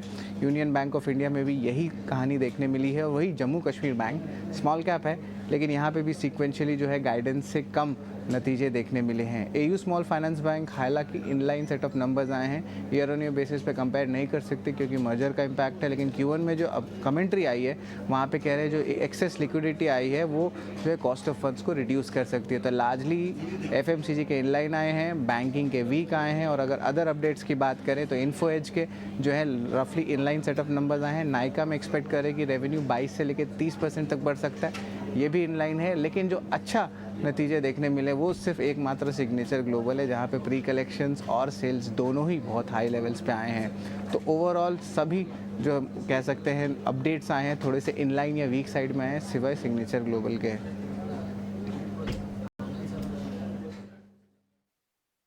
नेचर ग्लोबल के आप कह रहे हैं कि थोड़ा स्ट्रॉन्ग आए हैं, अदरवाइज ज़्यादातर वीक है। टाइटन पे एक बार मैं जरा गौरांग सर का एक टेक ले लेता हूँ। शरद, 1 मिनट के लिए रहिएगा हमारे साथ, आपसे खबरों वाले शेयर्स भी समझनी है हमको। गौरांग सर, एक बार टाइटन पे आपका व्यू पॉइंट है। तो डिस्पोजेबल इनकम का बड़ा हिस्सा है और अब डिस्पोजेबल भी क्या, अब तो आप ये समझ लीजिए कि टाइटन ने अपनी बैंडविड्थ इतनी बड़ी कर ली है। वॉचेस भी हैं, ऐनक के भी हैं, ज्वेलरी भी है और छोटे मोटे कारोबार के अंदर और भी उतर रहा है अभी तो एक बार आपका टेक चाहिए सर टाइटन पे। टाइटन का बिजनेस अपडेट स्क्रीन पर आएगा सर। धन्यवाद डिम्पी, आपका सभी को प्रणाम और शुभ प्रभात हमारे तरफ से। तो डिम्पी, निरंतर इन्होंने अधिग्रहण भी किए हैं कंपनियों के। कुछ समय पहले आपको याद होगा कैरेट लेन नाम की कंपनी का अधिग्रहण किया था इस टाइटन कंपनी ने, और उससे और बाकी अन्य कंपनी हाल ही में और एक कंपनी का अधिग्रहण किया था। काफी लंबे समय से हमारी खरीदारी की राय रही है टाइटन कंपनी के ऊपर, और जो भी अलग अलग कारोबार है इनके और जो भी नए कारोबार का अधिग्रहण किया है उसका अगर हम समीकरण करते हैं बुनियादी तर्क के आधार पर तो धीरे धीरे करके योगदान आपको बढ़ते हुए नजर आएगा। और अगर आप हमें लक्ष्य की बात करते हैं तो लक्ष्यांक के रूप में लंबी अवधि के लिए 4000 के पार के लक्ष्यांक निर्धारित किए हैं। और ये जो 3200 के आसपास का स्तर हम फिलहाल देख रहे हैं, 3200-3300 के आसपास का, यहाँ से नीचे के तरफ के दायरे काफी सीमित लगते हैं डिम्पी। तो रिस्क रिवॉर्ड काफी फेवरेबल लग रहा है बशर्ते कि आपका नजरिया लंबी अवधि का।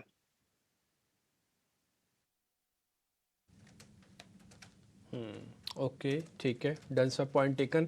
एक काम और कर लेते, जरा खबरों वाले शेयर्स भी पता कर लें, फिर मैं आपके पास वापस भी लौट के आऊँगा गौरांग सर। पहले जरा खबरों वाले शेयर्स पता कर लेते हैं, बताइए शरद आप फिर से। जी बिल्कुल, सबसे पहले बंधन बैंक फोकस में रहेगा। यहाँ पे चंद्रशेखर घोष जी जो रिटायर करने वाले MD CEO के पद से 9 जुलाई को अब उनका जगह जो लेंगे वो है करंट एग्जीक्यूटिव डायरेक्टर और चीफ ऑपरेटिंग ऑफिसर, जिनका नाम है रतन कुमार। अब ये जो है अगले 3 महीने तक रह सकते हैं या जब तक कोई और MD या CEO नहीं अपॉइंट हुआ करता। 20 साल से जुड़े हुए हैं बंधन बैंक के साथ और leadership position yes bank, HDFC bank में भी रखे हैं। NLC ने जो है दूसरा कोल माइन ब्लॉक ले लिया है उड़ीसा में, तो इस स्टॉक को भी अपने रडार में रखिएगा। JM फाइनेंशियल के लिए थोड़ी सी डेवलपमेंट आई है कि वो कंसोलिडेट करेंगे अपनी होल्ड सेल डेट सिंडिकेशन और डिस्ट्रेस क्रेडिट प्लेटफॉर्म को। इसके कारण 426 करोड़ का कैश आउटफ्लो होगा जो खुद सरप्लस से देने वाले हैं। आशियाना हाउसिंग जो है डेवलपमेंट के लिए एक हाउसिंग प्रोजेक्ट बनाएंगे झारखंड में, जिसका कुल एरिया है लगभग 4.5 लाख स्क्वायर फुट का। वही वर्तोस एडवर्टाइजिंग स्मॉल कैप कंपनी है, अनाउंस की है बोनस 1:1। अगर आप एक शेयर होल्ड करते हैं तो आपको एक बोनस शेयर मिलेगा। कल्पतरू प्रोजेक्ट्स इंटरनेशनल के लिए एक नेगेटिव न्यूज़ फ्लो भी है, उनको 730 करोड़ का डिमांड आ गया है डेट रिकवरी ट्रिब्यूनल से। जो लीड बैंकर है वो बैंक ऑफ बड़ौदा है। कंपनी ने कहा कि प्रोविजन वो अपने सिस्टम में या अपने फाइनेंशियल्स में ऑलरेडी ला चुके हैं। और आखिर में KPI ग्रीन एनर्जी के बारे में बात करूंगा, जहां पे इनको पावर परचेज एग्रीमेंट मिला है एक 50 मेगावाट का solar wind hydrogen power project Gujarat में। तो ये अहम स्टॉक्स है जो आपके रडार में आज होने चाहिए। शुक्रिया शरद, ये पूरे स्टॉक्स एंड न्यूज़ हमें बताने के लिए। तो ढेर सारे काउंटर्स, बिजनेस अपडेट और साथ ही खबरों के दम पे फोकस में रहेंगे। पर आइए अब समझ लेते हैं कि इनमें से कौन से स्टॉक्स हैं जो कि ब्रोकरेजेस पे भी वहाँ पे रिपोर्ट आई हैं और साथ ही अन्य रिपोर्ट्स कहाँ पे है। पूजा जुड़ चुकी है ये पूरी लिस्ट लेकर। पूजा गुड मॉर्निंग, बताइए कहाँ पे है आज रिपोर्ट्स? बिल्कुल, आज ढेर सारी रिपोर्ट्स आई हैं। सृष्टि, शुरुआत पावर कंपनियों से करते हैं। पावर सेक्टर पर इन्वेस्टेक ने अपनी रिपोर्ट जारी की है, जिसमें कि कल्पतरू प्रोजेक्ट्स पर उन्होंने खरीदारी की राय दी है। लक्ष्य देख रहे हैं 1473 का। KC इंटरनेशनल में खरीदारी की सलाह है, 1200 के टारगेट देख रहे हैं। और आइनॉक्स विंड में 176 के टारगेट्स देख रहे हैं। खरीदारी की राय बरकरार है। JSW एनर्जी में होल्ड की राय दी है, 687 के टारगेट्स देख रहे हैं। और NHPC में 124 के लक्ष्य के साथ अपनी खरीदारी की राय मेंटेन की हुई है। तो ये कुछ पावर कंपनियां आज फोकस में रह सकती हैं। सिटी गैस डिस्ट्रीब्यूशन में टारगेट्स बढ़ाए गए हैं नुवामा की तरफ से। MGL पर जो टारगेट है वो 1670 से बढ़ाकर 1957 के कर दिए हैं। गुजरात गैस पर 676 से बढ़ाकर जो टारगेट्स हैं वो 740 कर दिए हैं। और IGL में 519 से बढ़ाकर जो नया टारगेट है वो 598 का है। तो इस पर आप नज़र रखिए। इसके अलावा इंडसइंड बैंक पर 2 रिपोर्ट्स आई हैं। सिटी ने 2010 का लक्ष्य दिया है, नोमुरा ने 1650 का लक्ष्य दिया है न्यूट्रल की रेटिंग के साथ। और दोनों ही रिपोर्ट में उनका कहना है कि लोन ग्रोथ में थोड़ी सुस्ती देखने को मिली है, लेकिन डिपॉजिट ग्रोथ स्थिर है। आगे मार्जिन्स में थोड़ी सुस्ती होने की संभावना है। डाबर पर ब्रोकरेज की रिपोर्ट्स आई है, उसमें थोड़े नीचे के टारगेट्स यहाँ पर देख रहे हैं मौजूदा के भाव से। JP मॉर्गन 580 के लेवल्स अब देख रहे हैं और मॉर्गन स्टैनली ने 500 के टारगेट्स दिए हैं। और यहाँ पर मॉर्गन स्टैनली का कहना है कि शेयर में फिलहाल रिस्क रिवॉर्ड ज़्यादा बेहतर नज़र नहीं आ रहा है। हालांकि ऑपरेशनल प्रदर्शन जो था कंपनी का वो अनुमान के मुताबिक था, लेकिन यहाँ से ज़्यादा जो तेज़ी है वो सीमित नज़र आ रही है। मेरिको पर ब्रोकरेज रिपोर्ट जो आई है उसमें JP मॉर्गन ने ओवरवेट की रेटिंग के साथ 600 का लक्ष्य दिया है। मॉर्गन स्टैनली ने इक्वल वेट की रेटिंग के साथ 566 का लक्ष्य दिया है। और उनका कहना है, दोनों ही रिपोर्ट में उनका कहना है कि प्रदर्शन अनुमान के मुताबिक रहा। आगे मांग में जिस तरह के ट्रेंड में सुधार हो रहा है, डबल डिजिट ग्रोथ आए देखने की संभावना है। अब बात करते हैं टाइटन की। यहाँ पर गोल्डमैन सैक्स की तरफ से 3700 के लक्ष्य आए हैं, मॉर्गन स्टैनली की तरफ से 3526 के आए हैं। और दोनों ही रिपोर्ट्स में कमेंट्री आई है कि जो Q1 ग्रोथ है, आय ग्रोथ, वो अनुमान से कम देखने को मिली है। अब आगे बढ़ते हैं। बजाज ऑटो पर नोमुरा की राय आई है, खरीदारी की राय बरकरार है। लक्ष्य 10,207 का देख रहे हैं और इनका कहना है कि CNG गाड़ियों का एक अलग सेगमेंट बन सकता है और इस साल 5,000 से 10,000 CNG गाड़ियों की बिक्री संभव है, जिससे कंपनी को फायदा होगा।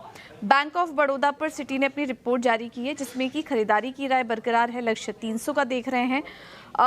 इन्फो एज पर JP मॉर्गन ने ओवरवेट की रेटिंग के साथ 6,900 का लक्ष्य दिया है। नोमुरा पर मेड प्लस पर नोमुरा की जो रेटिंग आई है उसमें लक्ष्य घटा दिया है, 982 से घटाकर 931 का दिया। और आखिर में स्टाइलम, इस पर आप नज़र रखिए क्योंकि काफ़ी सारी ब्रोकरेज रिपोर्ट्स यहाँ पर आ रही हैं। और आज एक्विरस ने अपनी जो रिपोर्ट जारी की है उसमें कवरेज शुरू किया है बाई रेटिंग के साथ और लक्ष्य देख रहे हैं 2489 का। शुक्रिया पूजा, ये पूरी लिस्ट जो है हमारे सामने रखने के लिए। तो यहाँ पे कई सारी रिपोर्ट्स आई हैं जहाँ पे रहेगी नज़र, और ख़ास तौर से एक बार बजाज ऑटो में में छोटा सा करेक्शन करेंगे। यहाँ पे जो नवामा की रिपोर्ट आई है, उन्होंने जो है अपना लक्ष्य बढ़ा दिया है, 10,340 से करके 12,000 कर दिया है। साथ ही नौमिरा की रिपोर्ट भी आप देख पा रहे हैं, 10,207 के लक्ष्य नौमिरा बता रहे हैं, और नवामा जो है उन्होंने अपना लक्ष्य बढ़ा के 12,000 कर दिया है। तो ढेर सारे काउंटर्स हैं जिन पे हम चर्चा भी करेंगे हमारे एक्सपर्ट्स के साथ, पर फिलहाल वक्त तो एक्सपर्ट्स की राय ले लेते हैं। और अवनी, 2 ऑटो काउंटर्स पे खास तौर से आपसे राय जानना चाहेंगे। एक तो है बजाज ऑटो, देखिए सीएनजी मोटरसाइकिल बाइक के बाद सभी ब्रोकरेजेस ने उसको पसंद भी किया है। हमने फ्राइडे को भी देखा था, स्टॉक ऑलमोस्ट 2% की तेजी के साथ बंद हुआ था। आज कौन से लेवल्स ध्यान में रखे अवनी, कहां तक जा सकता है ये काउंटर? और साथ ही टाटा मोटर्स पे भी राय दीजिए। यहाँ पे जेएलआर के Q1 अपडेट्स आए हैं, अनुमान के मुताबिक रहे हैं अपडेट्स, पर स्टॉक कहां तक जाने का दमखम रखता है और कौन से साइट का यहाँ पे ट्रेड लेना चाहिए? जी सृष्टि जी, ये बजाज ऑटो में आज इंट्राडे में 9700 तक जा सकता है, बट ओवरऑल इसका जो टारगेट है ऊपर की तरफ ये चल सकता है 9965 तक। सो इसमें opening trade, as an opening trade भी ये ले सकते हैं, क्योंकि इसने काफी शॉर्ट टर्म मूविंग एवरेजेस के ऊपर भी बंद दे दिया है, और अच्छे कंसोलिडेशन के बाद ये चला है काउंटर, और अच्छे वॉल्यूम के साथ फ्राइडे को वॉल्यूम भी अच्छा पिकअप हुआ था। तो बजाज ऑटो इंट्राडे 9700 और ओवरऑल टारगेट 9965 का रहेगा। और दूसरा कौन सा काउंटर बताया आपने? टाटा मोटर्स यहाँ पे अनुमान के मुताबिक रहे हैं अपडेट्स, पर स्टॉक क्या बता रहा है टेक्निकल फ्रंट पे अवनी? जी, टाटा मोटर्स में ऊपर की तरफ बड़ी उछाल के लिए जो वॉल्यूम एक्टिविटी होनी चाहिए वो काफी सबड्यूड है, बहुत ज्यादा वॉल्यूम पिकअप हुआ नहीं है। तो शायद ये एक बार फिर से नीचे हमें 978 से 980 के क्षेत्र में दिखे, वहां पर आता है तो इसमें खरीदारी के मौके ढूंढ सकते हैं। ऊपर की तरफ इसका जो पहला रेजिस्टेंस है वो 1011 पे है, तो बहुत ज्यादा अपसाइड नहीं दिख रहा है। अगर 1011 के ऊपर सस्टेन करता है कम से कम 15 मिनट के लिए, तो ये चल सकता है ऊपर के तरफ 1040 तक। ठीक है, तो टाटा मोटर्स यहाँ पे आपको कुछ लेवल्स ध्यान रखने हैं, वहाँ से ऊपर निकले तब आप लॉन्ग्स ले। पर प्रशांत, एक काउंटर सिग्नेचर ग्लोबल, इस पे आप राय दीजिए, क्योंकि देखिए हम अभी Q1 अपडेट्स की बात कर ही रहे थे, तो एक स्टैंड आउट कंपनी जो निकल कर आई वो थी सिग्नेचर ग्लोबल। दमदार यहाँ पे अपडेट्स आते हुए दिखे हैं और स्टॉक भी ऑल टाइम हाई पे है। हफ्ते या पिछले हफ्ते हमने इसके मैनेजमेंट से भी चर्चा की थी, वहाँ से भी पॉजिटिव कॉमेंट्री थी, पर स्टॉक स्पेसिफिक एक्शन कैसे देख सकते हैं हम इसमें प्रशांत? 1500 तो दिखा रहा है, ये कहां तक जाने का दमखम रखता है ये? जी Shashi, very good morning to you. अगर सिग्नेचर ग्लोबल को हम देखें on a strong bigger time frame, तो आपको दिखाई देगा कि करीबन पिछले 1 साल से लेसर देन अ ईयर, यानी पिछले सितंबर से लेके अब तक ये ट्रिपल हो चुका है। बट ऐसे काफी स्टोरीज है। मुझे लग रहा है अब क्या करना चाहिए, करंट तो एक पोजिशनल आउटलुक आपका डेफिनेटली पोर्टफोलियो बेस्ड बाय होना चाहिए। अभी करंटली हम देखें तो ऑलमोस्ट 1500 की कगार पे ऑन द बाउंड्री ऑफ 1500 ये रुका हुआ है। तो यहाँ पे जो 20 दिनों की एवरेज है ऑलमोस्ट 1400 पे पोजीशन है। इसमें थोड़ा भी डिप मिल जाए करीबन 1470 1465, तो मुझे लग रहा है इसको ऐड करना चाहिए। स्टॉप लॉस वही रखेंगे 1390, और फिर इसको आप होल्ड कर सकते हो फॉर लेवल्स अराउंड 1600। तो थोड़ा डिप के लिए वेट कीजिए फॉर अ फ्रेश बाय, और जिनके पास एग्जिस्टिंग लॉन्ग्स हो वो ट्रेल करे वेरी क्लोजली से 1475 1470 के रेंज के आसपास। ठीक है, तो सिग्नेचर ग्लोबल पे आपके लिए राय, पर बंधन बैंक भी आज खबरों में है, और एक बार गौरांग जी आपसे इस पे राय जानना चाहेंगे। देखिए काफ़ी अंडर परफॉर्मर रहा है ये, और साथ ही साथ एक जो न्यूज़ की सबको इंतज़ार था वो था मैनेजमेंट चेंज। अब कंपनी की तरफ से इंटरिम जो एमडी और सीईओ है उसकी नियुक्ति की खबर आई है अगले 3 महीने के लिए। कैसे देख रहे हैं गौरांग जी, क्या यहाँ पे कोई टर्न अराउंड स्टोरी बन रही है या फिर बन सकती है? क्योंकि अब तक तो इस कंपनी ने नतीजों के लिहाज से काफ़ी निराश किया है, और सभी ब्रोकरेजेस ये मानते हैं कि शायद इस बार बॉटम आउट होगा, आपकी क्या एनालिसिस है बंधन बैंक पे, और आप क्या राय रखते हैं यहाँ पे? आपको भी शुभ प्रभात सृष्टि जी की तरफ से।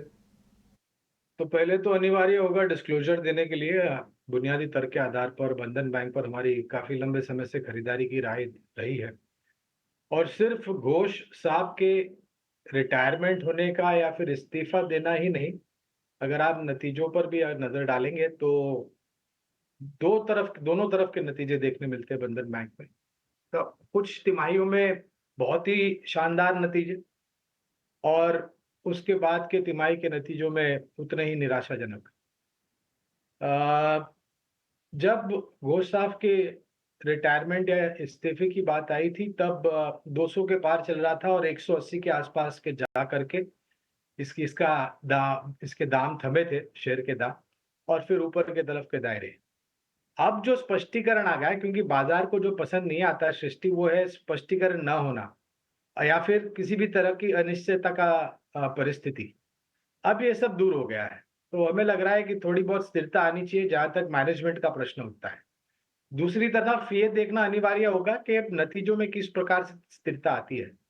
फिलहाल जो नतीजे हमने देखे और जो भी खबरें आई हैं, उसके आधार पर 230 तक के लक्ष्यांक निर्धारित किए हैं। नए व्यक्ति के चयन के बाद अगर परिस्थिति में और नतीजों में सुधार होता है तो उसी तरीके से ये लक्ष्यांक को हम ऊपर की तरफ लेके जाएंगे। बंधन बैंक को लेकर ये राय आपके लिए होगी, लेकिन इंडसइंड बैंक का शेयर भी आज फोकस में रहेगा। बिजनेस अपडेट आए हैं और डिपॉजिट के जो आंकड़े आए और इसके अलावा जो लोन के आंकड़े आए, दोनों के दोनों जो उनके गाइडेंस थे उससे कमज़ोर निकल के आए हैं। कहीं ना कहीं ये शेयर अंडर परफॉर्मर भी रहा है। बंधन इंडसइंड बैंक का 1434 का भाव है। इसके बारे में एक बार अवनी आप राय दीजिए। इंडसइंड बैंक आज कमजोर ही ये खुलेगा, निश्चित तौर पर गैप डाउन ओपनिंग होगी। करना क्या है इसमें ओपनिंग के बाद? जी अभिषेक जी, अगर ये गैप डाउन ही होता है तो हम कुछ कर नहीं पाएंगे। नीचे इसका सपोर्ट बन रहा है अराउंड 1390 के करीबन। बट ये अगर कोई भी उछाल आती है इसमें तो अराउंड 1450 के करीबन इसमें सेल ट्रेड बनता है। तो ये सेल ऑन राइज स्टॉक है, सारे मूविंग एवरेजेस के नीचे ही ट्रेड कर रहा है और लगातार एक सेलिंग प्रेशर है अच्छे वॉल्यूम के साथ में। तो मेरे हिसाब से अगर गैप डाउन हो जाता है तो वेट एंड वॉच है, कुछ करना नहीं है। बट अगर थोड़ी बहुत भी उछाल आती है तो वहां पे हमें सेल करना है। उछाल पर बिकवाली करनी है इंडसइंड बैंक के शेयर में। बैंकिंग को लेकर चूंकि अपडेट आ रहे हैं तो बैंकों के बारे में थोड़ा ज्यादा हमारे सवाल हो सकते हैं। जम्मू एंड कश्मीर बैंक, इसके भी जो अपडेट आए हैं वो भी कमजोर आए हैं। डिपॉजिट और क्रेडिट ग्रोथ है वो गाइडेंस से कमजोर है। मितेश जी, हमने तेज रफ्तार बनाते हुए देखा है जम्मू कश्मीर बैंक को। एक समय तो ऐसा था कि ये 30 रुपए का शेयर था, फिर चलते चलते चलते ये 150 का भी हुआ, उसके ऊपर भी निकला और वहां से profit taking I. JNK bank शायद ये भी कमजोर खुले। इसका सपोर्ट लेवल आप कहां पर देख रहे हैं? Good morning Abhishek ji. देखिए, इसका सपोर्ट है साइकोलॉजिकल लेवल 100 का और उसका बहुत स्ट्रॉन्ग रेजिस्टेंस है 121 का। तो हमारा मानना ये कि यही दायरे में स्टॉक घूमेगा।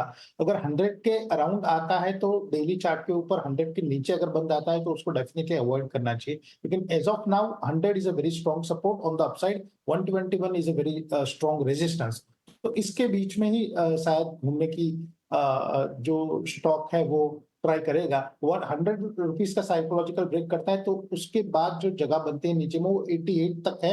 ऊपर में 121 ब्रेक करेगा तो वहां से जगह बनती है 140 का। तो as of now technical status को यही रहेगा कि अवॉइड कीजिए, 121 के ऊपर या 100 के नीचे ही कॉल लेना चाहिए। जेएनके बैंक को लेकर ये व्यू। गौरांग सर, बजट पर अब नजर है, 10 सत्र दूर है बजट।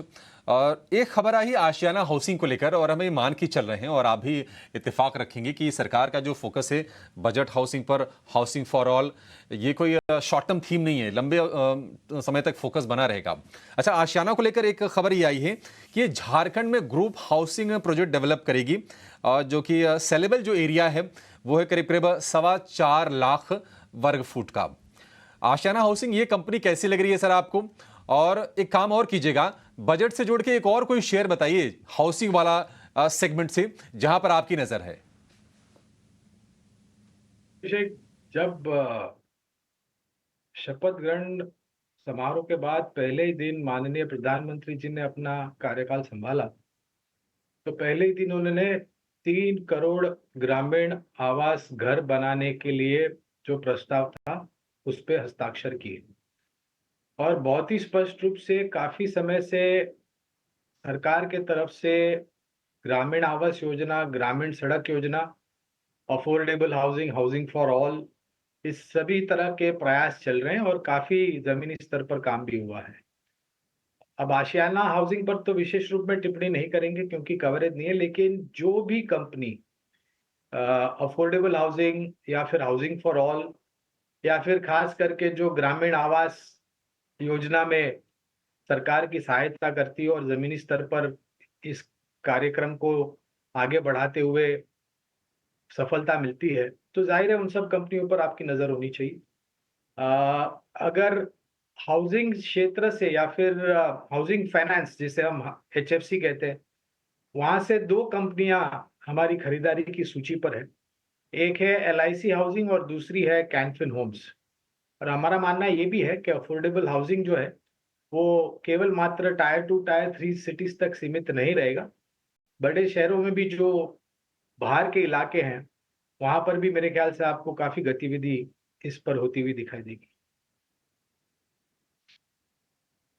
पर फोकस बना रहेगा। आज हाउसिंग वाले शेयर फोकस में रहेंगे भी। आगे बढ़ते हैं। अवनी, जरा एक बार ना आप रिलायंस पर व्यू दीजिए। हमने एक बढ़िया तेज़ी देखी है शुक्रवार के सत्र में और ख़बरें ऐसी निकल के आ रही हैं ब्रोकरेज हाउसेस के हवाले से कि कहीं ना कहीं संकेत आ रहे हैं कि जियो प्लेटफॉर्म का IPO लाने की तैयारी में है कंपनी। आप ये बताइए, 3150 रुपये का भाव रिलायंस का, यहाँ से किस तरह से ट्रेड करें? क्या आपको फर्दर इसमें मौके दिख रहे हैं रिलायंस में, और क्या ऑप्शंस के जरिए भी कोई ट्रेड का मौका बन रहा है इसमें? जी बिल्कुल अभिषेक जी, रिलायंस में हमारा बाय ट्रेड ओपन भी है, हमने क्लाइंट्स को रेकमेंड किया हुआ है। इसका जो टारगेट बन रहा है वो है 3300 का। तो मेरे हिसाब से इसमें ऑप्शंस में भी ट्रेड ले सकते हैं हम 3200 की कॉल खरीद के। और इसमें स्टॉप लॉस हमें लेवल के हिसाब से लगाना है, नीचे 3120 का स्टॉप लॉस लगा के रखे और ऊपर की तरफ 3300 का टारगेट रहेगा। और इसमें 3200 का इंट्राडे रेजिस्टेंस है थोड़ा सा, वहां पे आके एक बार फिर से हमें रिट्रेसमेंट दिख सकता है नीचे 3150 तक। तो 3150 के लेवल पे आए तो एक अच्छा फिर से खरीदारी का मौका बन जाता है। वहीं पे हम ऑप्शंस भी खरीद सकते हैं या तो स्टॉक फ्यूचर्स में भी खरीद सकते हैं। ठीक है, 3150 के आसपास मौका मिले तो खरीदिए। 3120 रुपये का स्टॉप लॉस रिलायंस के लिए और 3300 रुपये के टारगेट आपको लगा के चलने हैं इस शेयर में। अवनी जी की ये राय। हमारे सहयोगी शरद दुबे जुड़ गए हैं 9 के नॉर्थ लेकर, वो 9 शेयर जहां पर आज एक्शन जरूर दिखिएगा। शरद बताइए क्या है लिस्ट में आज?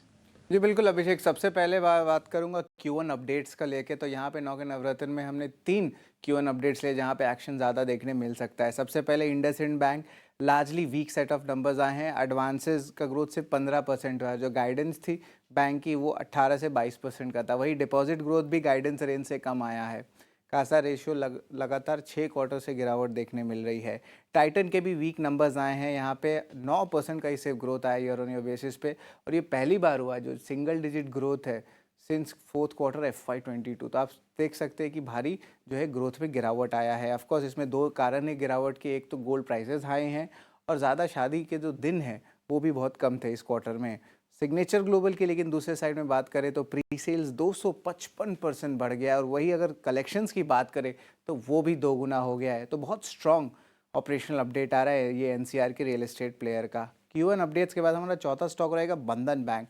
यहाँ पे चंद्रशेखर घोष जो है रिटायर करने वाले हैं MD और CEO के पद पे, और ऑफकोर्स वो थोड़ी सी जो है एग्जीक्यूटिव रोल में जाना चाहते हैं जहाँ पे अन्य और भी बिजनेसेस जो बंधन ग्रुप के उस पर वो फोकस करेंगे। अपॉइंटमेंट में आएंगे रतन कुमार जो एग्जिस्टिंग ED और CEO है, वो अगले 3 महीने या जब तक कोई नया MD CEO नहीं आता तब तक वो बागडोर संभालेंगे कंपनी का। आशियाना हाउसिंग की भी बात करें तो एक इम्पॉर्टेंट डेवलपमेंट प्रोजेक्ट है उनका, झारखंड में आया है, जब डेवलप करेंगे लगभग 4.5 लाख स्क्वायर फीट का। KPI ग्रीन एनर्जी ने भी जो एक पावर परचेज एग्रीमेंट साइन किया है 50 मेगावाट का सोलर विंड हाई प्रोजेक्ट में, और ये भी गुजरात के मार्केट में रहेगा। 7वां स्टॉक रहेगा मैग्लेनिक क्लाउड। यहाँ पे कंपनी को जो है सर्टिफिकेशन आ गया है DGCA से, जहाँ पे एक मॉडल है अनमैन्ड एयरक्राफ्ट सिस्टम का, उसकी अप्रूवल आ गई है। कंपनी कह रहे हैं कि इस साल जो वित्त साल 2025 में 1000 से लेकर 2000 ड्रोन वो बना पाएंगे इस एग्री सेगमेंट में। हमारा 8वां स्टॉक रहेगा बिग बोल्ड ब्रोकरेज। इसमें फोकस में आने वाला है स्टाइलम इंडस्ट्रीज़। इक्वेरियस की रिपोर्ट आई है, यहाँ पे इनिशिएट लॉन्ग किया, टारगेट प्राइस है 2489 रुपीज़ पर शेयर का। यहाँ पे जो है कैपेसिटी एडिशन और इंडस्ट्री टेलविंड्स के कारण जो है एक बुलिश नज़रिया देखने मिल सकता है। और जो लैमिनेट एक्सपोर्ट्स है वो की फोकस एरिया रहेगा ग्रोथ का। ब्रोकिंग कह रहे हैं कि डेट फ्री बैलेंस शीट है, दूसरा अच्छे रिटर्न रेशियोज़ भी हैं। हमारा आखिरी स्टॉक, हमारा खबर का स्टॉक, ये है जेके पेपर।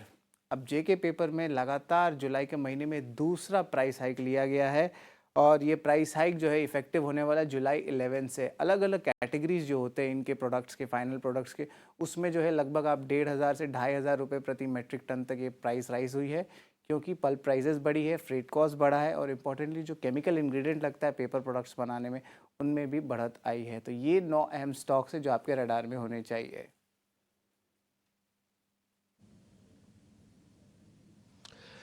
ठीक है जी, ये सारे के सारे शेयर्स हमने नोटिस कर लिए, 9 के 9 शेयर हमने, और आगे इनका हम असर भी देखेंगे मार्केट के अंदर। एक काम करते हैं, शिवांगी शारदा हमारे साथ जुड़ गई, उनसे एक बार जरा ट्रेड उनके समझ लेते हैं।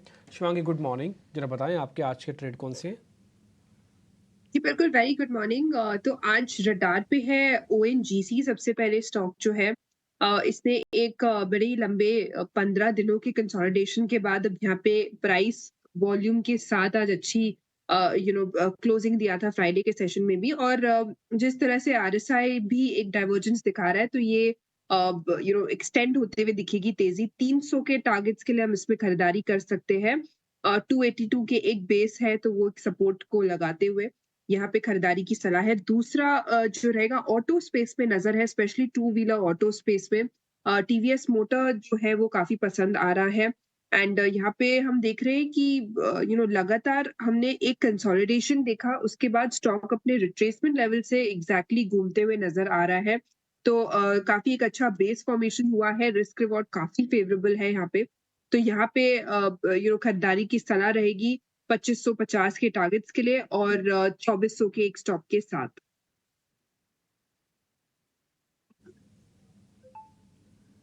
ठीक है, डन। टीवीएस मोटर एक अच्छा बढ़िया स्टॉक है जिस पे आप रिकमेंडेशन दे रही है शिवांगी, इसको हम ज़रूर आज नोटिस करके रखेंगे। अभी जो टिक आ रहे हैं ये बाकायदा ओपनिंग के टिक भी हैं और ये फ्रीज लेवल है जो 15 रुपये अभी आपको ऊपर भी दिख रहा है। खैर मेरे पास 2-4 शेयर मैंने और निकाले हुए हैं, जरा मैं फटाफट से वो पता कर लेता हूँ, फिर हम आ जाएंगे ओपनिंग के अंदर आज कैसे हो सकती है और साथ ही कैसे ट्रेड लिया जाए। पहले आते हैं आईओसी पे। एक बार अवनी भट्ट आप चेक करेंगे आईओसी, ये शेयर आपको ठीक लग रहा है क्या? जी बिल्कुल डिम्पी जी, ये शायद मैंने रेकमेंड भी किया था पिछले हफ्ते। और ये क्लाइंट्स को भी रेकमेंड किया हुआ है। तो आईओसी का टारगेट बन रहा है 177 का। तो 177 के लिए ये ट्रेड अभी इस लेवल से आपको शायद रिस्क रिवॉर्ड ज्यादा ऑलमोस्ट 1:1 बनेगा, क्योंकि यहाँ पे हमें स्टॉप लॉस लगाना है 168 का और ऊपर के तरफ टारगेट रहेगा 177 का, बट रुख तेजी का है। रुख तेजी का है, ठीक है, इस शेयर को नोटिस करके रखिएगा। एक शेयर मेरे को जरा शिवांगी से पता करना है, ये भी जरा टेक्निकली चेक करवा लेता हूँ, वो है हिक्कल का, HIKAL, हिक्कल के नाम से कंपनी है। एक बार शिवांगी आप इसको चेक करेंगे? जी बिल्कुल, इसका चार्ट स्ट्रक्चर अगर हम देखें तो फिलहाल एक 15 महीनों के कंसोलिडेशन के बाद अब स्टॉक जो है अब मूव करना शुरू कर रहा है। इनफैक्ट पिछले 2 सालों में ही इसने कुछ नहीं किया, बट यहाँ पे अब एक बाइंग इंटरेस्ट जरूर बनते हुए दिख रही है, इमर्ज होते हुए दिख रही है, बट एक नैरो रेंज फॉर्मेशन है। तो इम्पोर्टेंट है कि एक लेवल्स को सरपास करते हुए होल्ड करे। 400 का एक लेवल है, उसको वॉच आउट करें हम। ऑलरेडी स्टॉक में 2 दिनों से एक अच्छा अपमूव जरूर देखने को मिला है, बट 400 एक हर्डल जोन रहेगा, उसके लिए हम प्ले आउट कर सकते हैं स्टॉक को।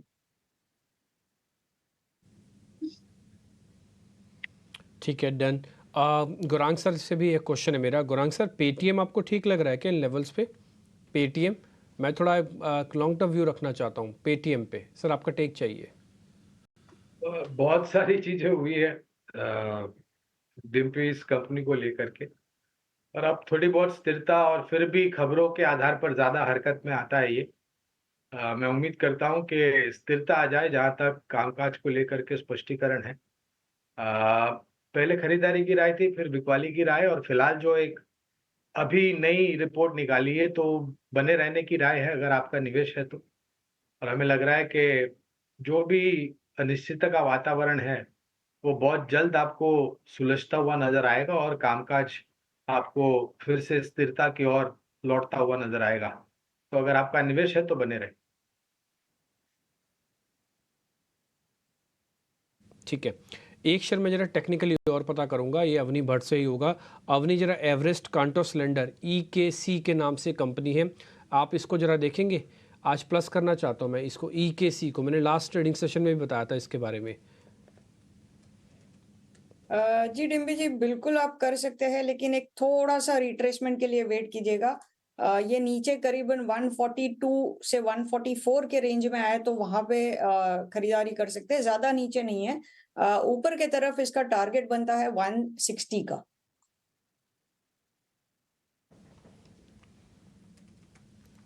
ठीक है, अगर आप कह रहे हैं कि 142 के आसपास है तो फिर प्लस कर लेना और फिर एक बढ़िया मूवमेंट आपको दे सकता है। ध्यान रखिएगा, इसमें से मैंने 2 शेयर जो पता किए, इनफैक्ट 3 शेयर जो पता किए ना, तीनों बजट ओरिएंटेड हैं। ये एवरेस्ट कांटो भी बजट ओरिएंटेड है, इसके अंदर बजट की थीम जुड़ी हुई है। दूसरा IOC भी है, सरकार बड़ा फैसला ऑयल मार्केटिंग को लेकर ले सकती है। और तीसरा हिकल के नाम से जो कंपनी है, ये भी बजट से ही जुड़ी हुई है। तो मैं कोशिश कर रहा हूँ कि ऐसे ऐसे शेयर्स ढूंढ के निकालूँ जहाँ पर वैल्यूएशन भी अच्छी हो, कोई ना कोई खबर भी हो और पॉलिसी भी इसके लिए फेवरेबल ही आए। खैर आगे बढ़ते हैं, 2 मिनट बाद मार्केट खुल जाएगा। एक बार जरा फ्रीज लेवल चेक कर लेते हैं। मार्केट के अंदर निफ्टी तो हुआ है 5 पॉइंट ऊपर फ्रीज, बट बैंक निफ्टी में 127 पॉइंट की गिरावट है। ये गिरावट कॉन्टिन्यू इफेक्ट के साथ भी है। एक और बात भी है, HDFC भी आज वापस से हल्का सा कमज़ोर खुलेगा, करीब 2 से ढाई रुपये नीचे। तो बैंकिंग और नॉन बैंकिंग का डाइवर्जेंस आपको क्लियरली मार्केट में ओपनिंग में भी दिख रहा होगा। ये सिर्फ क्लोजिंग में नहीं था फ्राइडे की, बल्कि ओपनिंग में भी आपको दिख रहा है, पहला पॉइंट। दूसरा पॉइंट, रिलायंस इंडस्ट्रीज फ्लैट खुल रहा है आज, तो ये भी नोटिस करने वाली चीज़ होगा। मैं आपसे फिर से रिक्वेस्ट करूंगा, HDFC बैंक और रिलायंस इंडस्ट्रीज़, बोले सर हम ट्रेड नहीं करते इन दोनों में, मत करो, लेकिन रख लो इसको, देखो रोज़ देखो, निफ्टी के नीचे लगा दो रिलायंस, बैंक निफ्टी के लगा दो नीचे HDFC। ये दोनों जैसी हरकत में आए, आप समझ लीजिएगा आपका इंडेक्स कहीं ना कहीं दाएं बाएं कुछ ना कुछ करना चाह रहा है और इन दोनों की वेटेज की हेल्प से करेगा।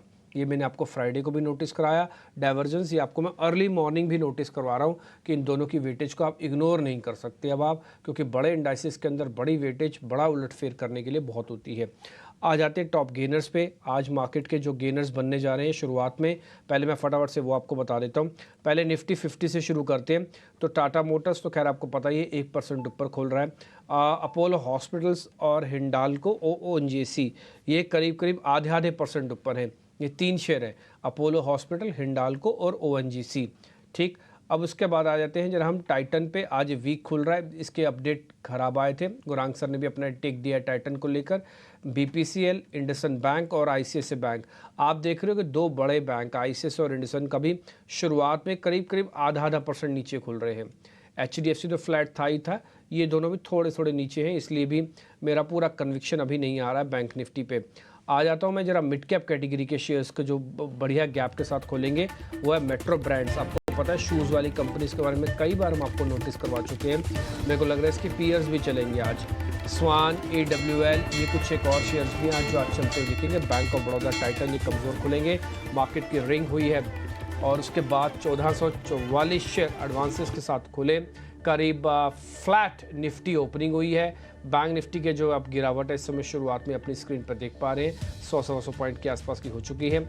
और इसके अलावा कुछ एक अपडेट वाले, बिजनेस अपडेट वाले स्टॉक्स अब आपकी स्क्रीन पर आ रहे होंगे, आप उसको नोटिस करते जाइएगा। इंडसन उसमें से है, यूको है, इंडियन बैंक है, बैंक ऑफ बड़ौदा है। जल्दी जल्दी स्पीड से फायर करते जाइए प्रोड्यूसर साहब, ताकि जिनके भी बिजनेस अपडेट्स आए उनका शुरुआती एक्शन आपकी स्क्रीन पर नोटिस हो जाए।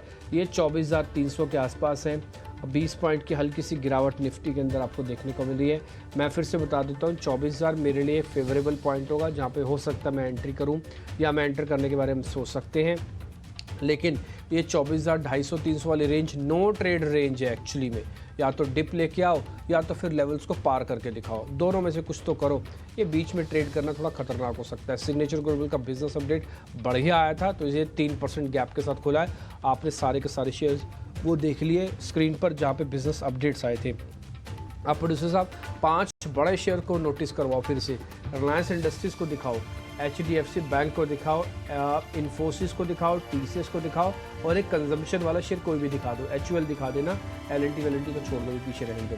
ठीक है, तो पांचों शेयर आप अपनी स्क्रीन पे देख लीजिए। अभी तक जितने भी शेयर फायर हो रहे हैं उसमें से कोई भी मेरे को हरे निशान नहीं देखा। ये चौथा है, ये भी ऑलमोस्ट फ्लैट ही है।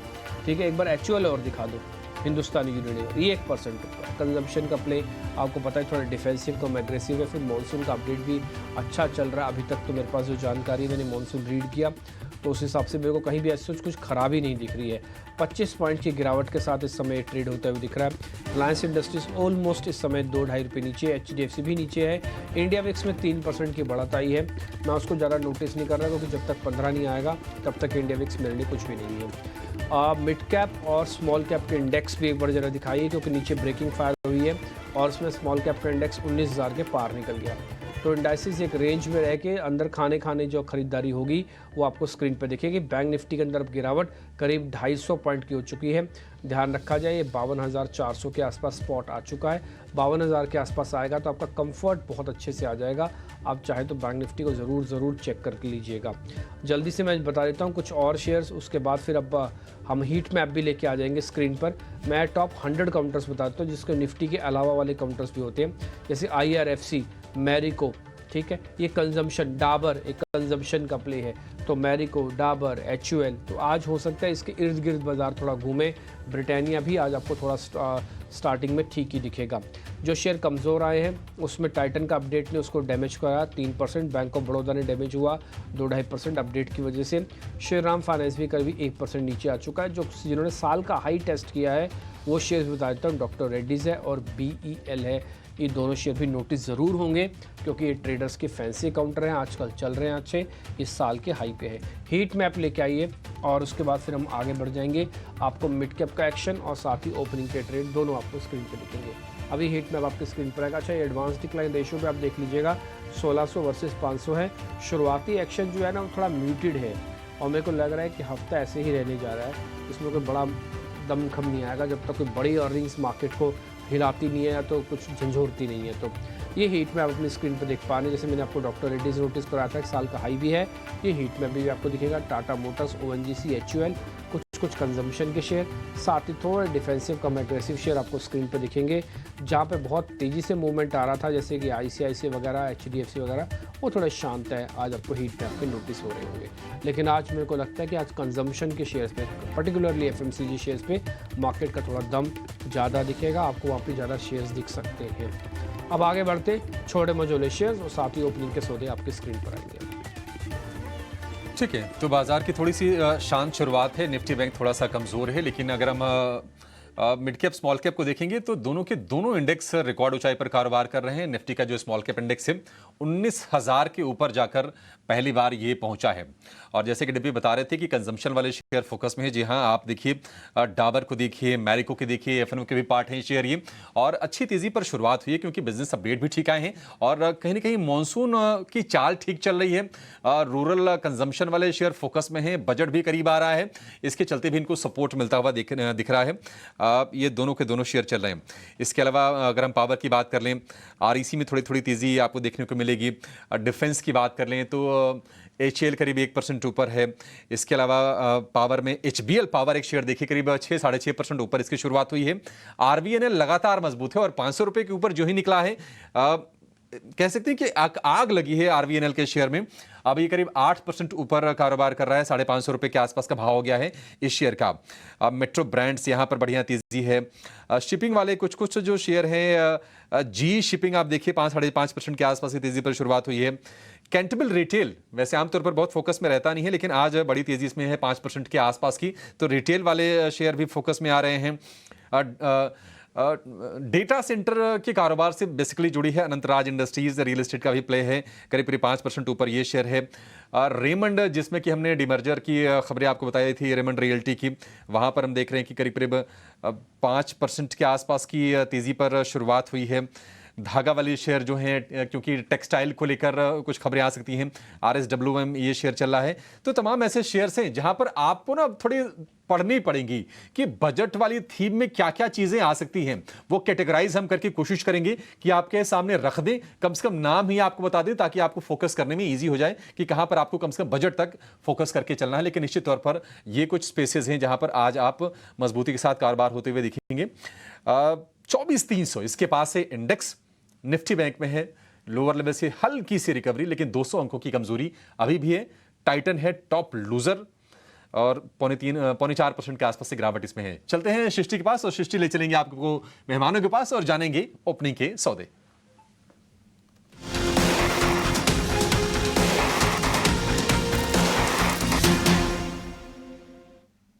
तो चलिए अब अपने एक्सपर्ट से समझते हैं कि कहाँ पे आ रही हैं उनकी ओपनिंग कॉल्स। एंड अवनी, आपसे शुरुआत करना चाहेंगे, बताइए ओपनिंग के बाद कहाँ पे है आपकी नज़र?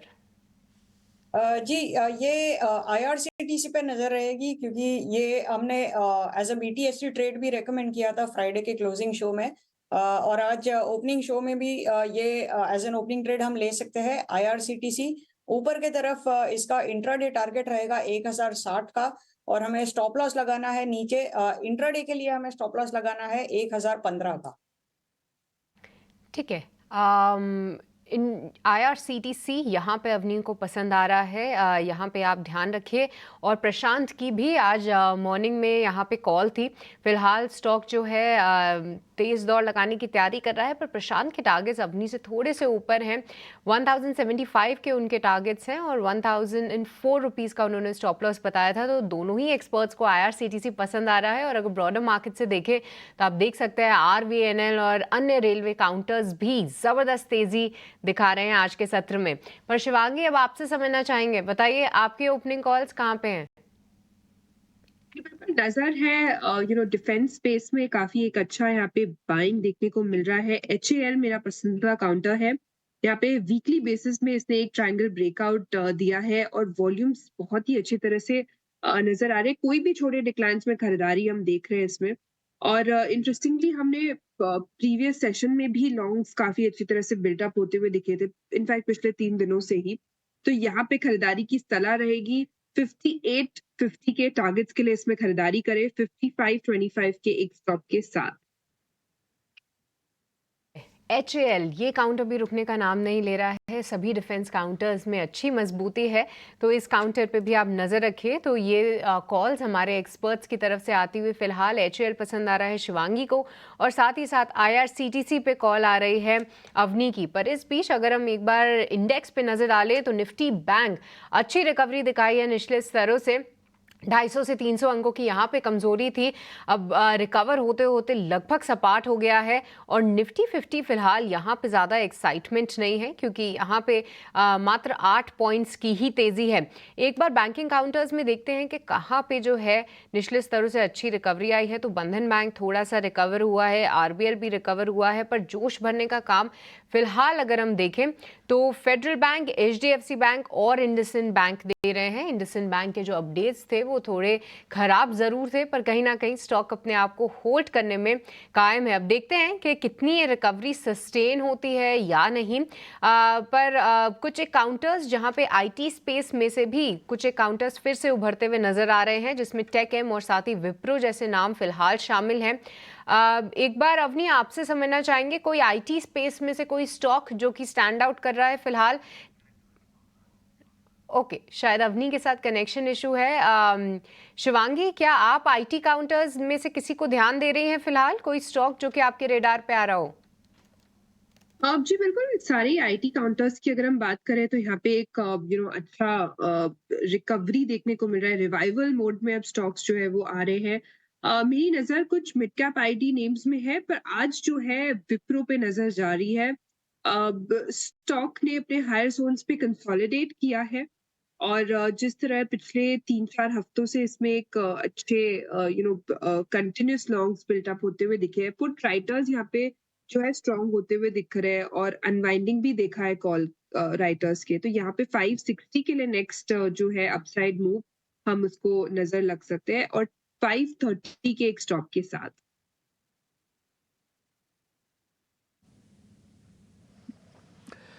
ठीक है, डन। तो मार्केट की ओपनिंग के बाद एक शेयर और फिर से स्क्रीन पर आया, वो था रिलायंस इंडस्ट्रीज और HDFC बैंक। दोनों वापस हरे निशान में आ चुके हैं, इसलिए गिरावट थोड़ी कैप होती हुई दिख रही होगी आपको बड़े इंडाइसिस में। और मैं फिर से आपको बताता हूँ, बजट तक मेरे को लगता नहीं कि निफ्टी और बैंक निफ्टी में कोई बड़ा मूव मिलेगा, हो सकता है रेंज में रहे। तो इसलिए अपने टाइम और अपनी एनर्जी बहुत ज़्यादा इंडाइसिस पे खर्च करने की ज़रूरत नहीं है। आप स्टॉक्स पकड़िएगा। देखिए एग्जांपल के तौर पर टाइटन के ख़राब आए, टाइटन शॉर्ट हो गया। सिग्नेचर ग्लोबल के बढ़िया है, सिग्नेचर ग्लोबल ने रिएक्शन दे दिया। तो बस यही चुनाव करना है, ऐसे नंबर्स की कैलकुलेशंस करनी है। हम भी कुछ शोज़ ऐसे लेके आएंगे आपके सामने जहाँ ठीक नंबर से पहले ही आपको बता देंगे कि इन कंपनीज़ के नंबर्स अच्छे आ सकते हैं। हमारी कोशिश होगी शो को थोड़ा बड़ा करें, 2 सीरीज़ में करें, पार्ट 1 और पार्ट 2, जिसके अंदर पहले बड़े शेयर्स के बारे में चर्चा हो, फिर थोड़े मिड कैप कैटेगरी के शेयर्स के बारे में चर्चा हो। अगर रिकॉर्ड स्तर स्मॉल और मिड कैप भी लगा रहा है तो मिड कैप के शेयर्स के बारे में भी चर्चा होनी चाहिए। तो इसलिए हमारी कोशिश होगी 12:30 बजे या इसके आसपास, जब भी समय डेस्क डिसाइड करेगा, तो 2 शोज़ कम से कम अर्निंग से पहले वाले हम ज़रूर आपके सामने लॉन्च करेंगे, ताकि इसका भरपूर फ़ायदा आप उठा पाएँ। खैर, इस बीच में वापस से मार्केट्स पे लौट आता हूँ। इंडिया विक्स आज करीब 4.5% ऊपर है, लेकिन मैं फिर से बोल देता हूँ 4.5% हो जाए, 10 हो जाए, इससे मेरे लिए कोई ज़्यादा फर्क नहीं पड़ता। जब तक 15 के ऊपर नहीं आता, इंडिया विक्स मार्केट के अंदर कोई डिस्टर्बिंग फैक्टर क्रिएट नहीं करेगा। भले आप चाहे कितना ही कुछ कहना कर लीजिए, कैसे क्यों ना सोच लीजिए, बाजार के अंदर इस समय थोड़े थोड़े स्पेसिफिक शेयर्स आपको ध्यान रखने होंगे। अच्छा, मैं पहले इस बीच आपको अडानी ग्रुप के शेयर्स के बारे में बता देता हूँ। ज़्यादातर अडानी ग्रुप के शेयर्स भी आज कमज़ोर है। अडानी एंटरप्राइज जो फ्लैगशिप कंपनी है, वो करीब करीब 15 रुपये इस समय नीचे है।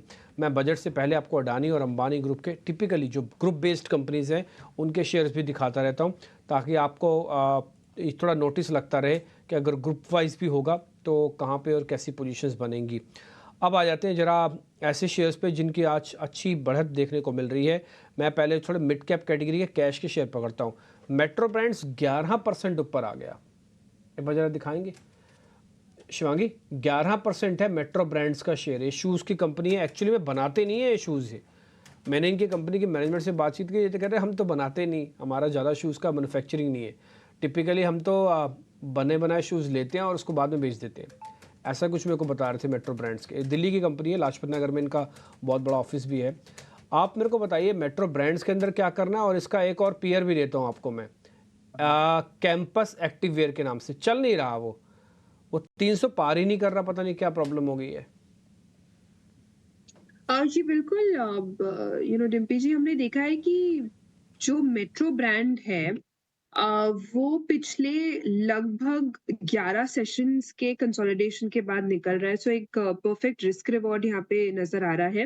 But of course gap up opening हुई है, अच्छी बात है कि होल्ड कर रही है।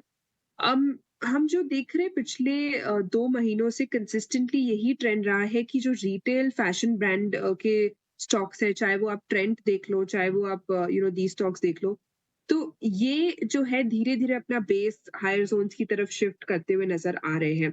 तो बिल्कुल ये ट्रेंड में है और अच्छा भी लग रहा है। एंड एक आप अगर चेक करोगे सीजनैलिटी वाइज, शूज और मॉनसून काफी अच्छी तरह से प्ले आउट भी होता है।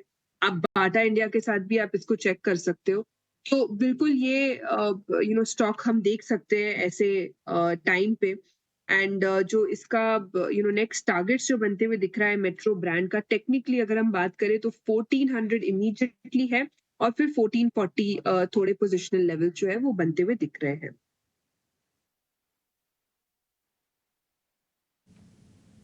ठीक है, ये मेट्रो ब्रांड्स का तो बता दिए मैम। ऐसे कुछ कुछ कैंपस का भी है, जरा 1 मिनट लगेगा आपको चेक करने में। जरा देख के बताना इसका भी कंसोलिडेशन का ब्रेकआउट होगा या कि नहीं होगा। जैसे मेट्रो को हुआ, इसका 7 दिन का चार्ट दिखाओ, स्क्रीन पर आपको दिखेगा। 7 दिन में कुछ नहीं किया, 7वें दिन ऐसा चला कि 6 दिन की कमी पूरी हो गई है।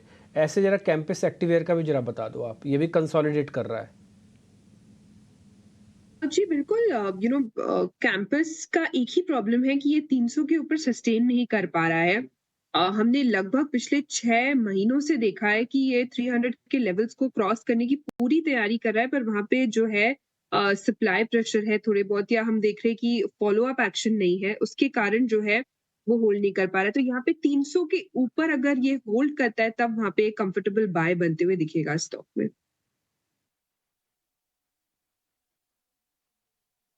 ठीक है, 300 के बार आ जाए पार, उसके बाद फिर इसके अंदर भी एक बड़ा ब्रेकआउट आ सकता है। जैसे आज मेट्रो ब्रांड्स के अंदर आपको देखने को मिल रहा है। गौरांग सर के पास चलता हूँ। गौरांग सर, एक दो चीज़ें जरा आपसे समझनी थी मार्केट के इस हिसाब से, इसी सेगमेंट के अंदर ही सर, ये रेलवे काउंटर्स के अंदर बने रहें क्या टिल इलेक्शंस तक?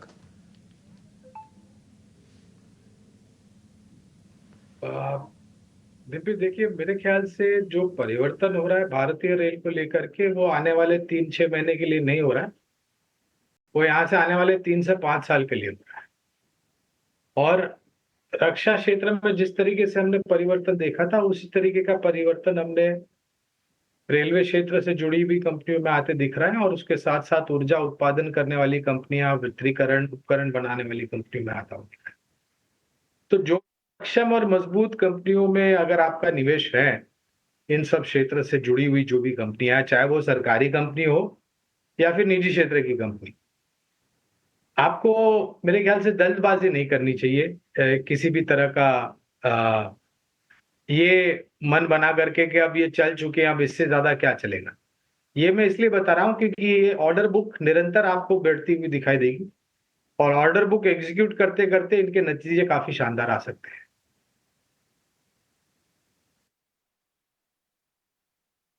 ठीक है गौरांग सर, फिर लगे हाथ एक और चीज़ भी बता दीजिए। एक सेगमेंट आपसे और पता कर लेता हूँ, वो है शुगर स्टॉक। आप इस पे बुलिश है ना? मतलब मैं सिर्फ बजट की बात नहीं बोल रहा, मैं पूरे 1 साल की बात बोल रहा हूँ। साल या 1.5 साल 2 साल ऐसे समझ लो आप। बजट तो मेरे लिए सिर्फ एक पड़ाव होगा, मैं तो इनके बिजनेस के बदलाव को देख रहा हूँ। बजट हर साल आता है, और इस बार ही हमने 2 बार आते हुए देखेंगे क्योंकि चुनाव था। तो बजट में काफी सारी उम्मीदें बांधना शुरू हो जाती हैं बजट के पहले, लेकिन हमें ये भी देखना चाहिए कि माननीय वित्त मंत्री जी श्रीमती निर्मला सीतारामन जी अपने अनुभव के हिसाब से और जो देश के हित में है, जो नागरिकों के हित में है, उस तरीके से काम करेंगे। तो बजट को ध्यान में रखते हुए मैं तो कभी विकल्प ऐसे देता नहीं हूं, लेकिन हाँ, क्षेत्र जो चीनी का आपने पूछा है प्रश्न, ये पहले तो कवरेज कोई विशेष नहीं, इसलिए टिप्पणी नहीं करूंगा कंपनी स्पेसिफिक, लेकिन बहुत ही अंतर था गन्ने के दाम में और चीनी के दाम में। अब वो धीरे धीरे करके एमएसपी के द्वारा कम होता जा रहा है। दूसरी तरफ जो बकाया था बैलेंस शीट पर, वो भी कम हो रहा है चीनी उत्पादन करने वाली कंपनियों पर। और तीसरी तरफ एथेनॉल के दाम निरंतर साल दर साल बढ़ते हुए दिखाई दे रहे हैं, और एथेनॉल एक बाई प्रोडक्ट है जब आप गन्ने से चीनी उत्पादन करते हैं। तो अगर नीतियों के आधार पर ज्यादा दखल अंदाजी सरकार के तरफ से नहीं हुई, तो ये क्षेत्र काफी अच्छा कर सकता है। ठीक है, शुगर में पॉलिसी को लेकर दखलंदाजी नहीं हुई तो बढ़िया करेगा ये सेक्टर। चलिए कुछ और शेयरों पर नजर डालते हैं। शिवांगी, एक बार जरा आप ना रेमंड चेक कीजिए। ऊपरी स्तरों से थोड़ी सी प्रॉफिट टेकिंग आई, लेकिन जैसे कि बाजार की स्थिति रही है कि जहां भी प्रॉफिट बुकिंग आ रही है, फिर बाइंग भी उसकी तेजी से आ रही है। आज भी शेयर देखिए 3-3.5% ये ऊपर कारोबार कर रहा है। रियल एस्टेट बिजनेस के डिमर्जर पर ये शेयर चला था। रेमंड, इसमें क्या टारगेट्स आप देख रही हैं? कोई ट्रेड बन रहा है इसमें? जी बिल्कुल, आपने एक बहुत सही बात बोली कि यहाँ पे ऐसा ये बाजार हो रखा है जहाँ पे रिकवरी जो है वो बहुत ही स्मार्टली हम देखने को मिल रहा है। रेमंड इनफैक्ट हमारे रडार पे था पिछले 2 हफ्तों से ही, और काफी अच्छी तरह से प्ले आउट भी हुआ है। स्टॉक जो है कंसिस्टेंटली अपने एक्सपोनेंशियल मूविंग एवरेजेस को भी होल्ड करते हुए दिख रहा है पूरी अच्छी तरह से। अब ऑफ कोर्स यहाँ पे एक काफी अच्छी बढ़त हमने देखी है इस महीने में अभी तक, बट एक जो टारगेट्स है वो और एक्सटेंड होते हुए दिख रहे हैं यहाँ पे। तो 3450 के एक इमीडिएट टारगेट्स जो है, और फिर 3500 तक के लिए हम इसको प्ले आउट कर सकते हैं। स्टॉप लॉसेस को आगे की तरफ ट्रेल करते रहे। 3270 के एक सपोर्ट को ध्यान रखें। ठीक है, रेमंड को लेकर ये व्यू। शिवांगी, आपसे ही जानना चाहेंगे, टाटा मोटर हम देख रहे हैं कि 1000 रुपए के आसपास ये टिका हुआ है। आज ये निफ्टी का टॉप गेनर भी इनफैक्ट 2% के आसपास की तेजी के साथ। 1000 रुपए के ऊपर आप कहां तक की चाल देख रही हैं टाटा मोटर में? जी बिल्कुल, पूरे ही ऑटो स्पेस में लगातार हमने देखा है कि काफी अच्छा एक्शन है। कंसोलिडेशन के बाद एक एक अच्छी बाइंग भी देखने को मिल रही है, जो कि इसका एक रिस्क रिवॉर्ड भी अच्छा फेवरेबल नजर आते हुए दिख रहा है। फिर अब फिलहाल नेक्स्ट जो इमीडिएट लेवल है 1050 का बनते हुए दिख रहा है, जो कि इसका इमीडिएट हाई भी है। एंड फिर जो है वो हम 1100 तक के लिए पोजिशनली देख सकते हैं स्टॉक को। 995 के एक सपोर्ट को ध्यान रखें। ठीक है, टाटा मोटर को लेकर ये व्यू। गौरांग सर, टाइटन काफ़ी फैंसी स्टॉक रहा है, लोगों को काफ़ी पसंद भी आता है और बिजनेस को लेकर कोई दिक्कत नहीं है, लेकिन चूंकि चला बहुत था और अपडेट थोड़े कमज़ोर कुछ आए हैं, इसके चलते आज हम देख रहे हैं कि 3.5% ये गिरा हुआ है। अगर हम 6 महीने में भी देखेंगे तो बाजार के हिसाब से अंडर परफॉर्म किया है। टाइटन में क्या करें सर? क्या थोड़ा सा और नीचे आए तो क्या टाइटन में बाय के मौके बनते हैं 3,000 रुपए के आसपास? अभिषेक, थोड़ा सा और तो फिर इंतजार ही करते रह जाएंगे आप मेरे ख्याल से, क्योंकि वो थोड़ा सा और की कोई सीमा नहीं होती अभिषेक। और एक तिमाही के नतीजे कारोबार को लेकर के जो घोषणा मैनेजमेंट ने की है, वो कोई कारण या वजह नहीं होनी चाहिए आपके लंबी अवधि के निवेश में किसी भी तरह का बिकवाली का परिवर्तन करने की सोच या समझदारा रखने की। दूसरी बात, जैसे हमने पहले बताया, 4000 पार के लक्ष्यांक है टाइटन के पर, और हमें लग रहा है कि जिस तरीके से जो भी कारोबार इनके पास है और जो भी कारोबार का अधिग्रहण किया है, उससे सक्षम रूप से चारों तरफ से योगदान बैलेंस शीट पर आने की पूरी संभावना है। तो एक तिमाही के कारोबार को लेकर के अगर कुछ टिप्पणियां मैनेजमेंट ने सीमित मात्रा में नीचे के तरफ करी है, तो वो मेरे ख्याल से छोटी अवधि के लिए होती है। लंबी अवधि के लिए हमारी खरीदारी की राय टाइटन कंपनी पर है और 4000 पार के लक्ष्यांक है। ठीक है, 4,000 रुपए के टारगेट है टाइटन के लिए। पावर सेगमेंट का एक शेयर शिवांगी जी आप चेक कीजिए। HBL पावर लगातार ये मजबूत है और आज भी बड़ी तेजी इसमें हो रही है। HBL पावर का स्ट्रक्चर आपको कैसा दिख रहा है? फंडामेंटली तो नतीजे भी अच्छे पेश किए हैं अगर हम पिछले तिमाहियों की बात करें। यहां से क्या फ्रेश बाइंग करें या फिर जिनके पास है वो स्टॉप लॉसेस को ट्रेल करें, और टारगेट क्या देख रही हैं आप? सारी पावर स्पेस में एक अच्छा बाइंग नजर आ रहा है, और in fact oil and gas space और पावर दोनों ही काफी पॉजिटिवली प्लेस्ड है, एंड इसमें एक अच्छा फॉलो अप एक्शन देखने को मिल रहा है। एंड HBL पावर की अगर हम इमीडिएट नेक्स्ट टारगेट्स की बात करें तो 640 की नजर आ रही है, पर मेरी नजर टाटा पावर पे भी है। अगर हम स्पेस की बात कर रहे हैं तो यहाँ पे भी एक अच्छा रिस्क रिवॉर्ड बैठ रहा है, बिकॉज स्टॉक जो है होल्ड किया है काफी दिनों तक, एंड फिर यहाँ पे एक मूव स्टार्ट होते हुए दिख रहा है, तो इसको भी हम नजर रखें 460 के लेवल्स के लिए। तो 60 रुपए के लक्ष्य के लिए टाटा पावर भी आपके फोकस में होना चाहिए। गौरांग सर, अगर हम बैंकों के डिपॉजिट ग्रोथ की बात करें तो निराश किया है बड़े बैंकों ने भी और मिड कैप साइज के बैंकों ने भी, चाहे वो BOB हो, सिंड हो, HDFC बैंक का तो हम हाल देख ही चुके हैं। आप जरा ये बताइए कि बैंकिंग में करना क्या है और कितनी बड़ी ये चिंता है डिपॉजिट ग्रोथ को लेकर, लोन ग्रोथ को लेकर, जो गाइडेंस के हिसाब से या फिर उम्मीद से जो कमजोर आंकड़े आए हैं? तो पहले तो ऋण की मांग यहाँ से निरंतर बढ़ेगी अभिषेक, इसमें कोई दो राय नहीं। कुछ बैंक ने थोड़ी बहुत सीमित मात्रा में नीचे के तरफ के डिपॉजिट्स को लेकर के आंकड़े दर्शाए, और कुछ ने उम्मीद से जो अनुमान था उससे बेहतर। निरंतर ब्याज दरें पिछले 8 या 9 क्रेडिट पॉलिसी से स्थिर है, और अनुमान यह है कि महंगाई दर ने ज्यादा तांडव नहीं मचाया, तो शायद इस साल के अंत तक या अगले साल तक आपको ब्याज दरों में छोटी सी कटौती होती हुई नजर आएगी।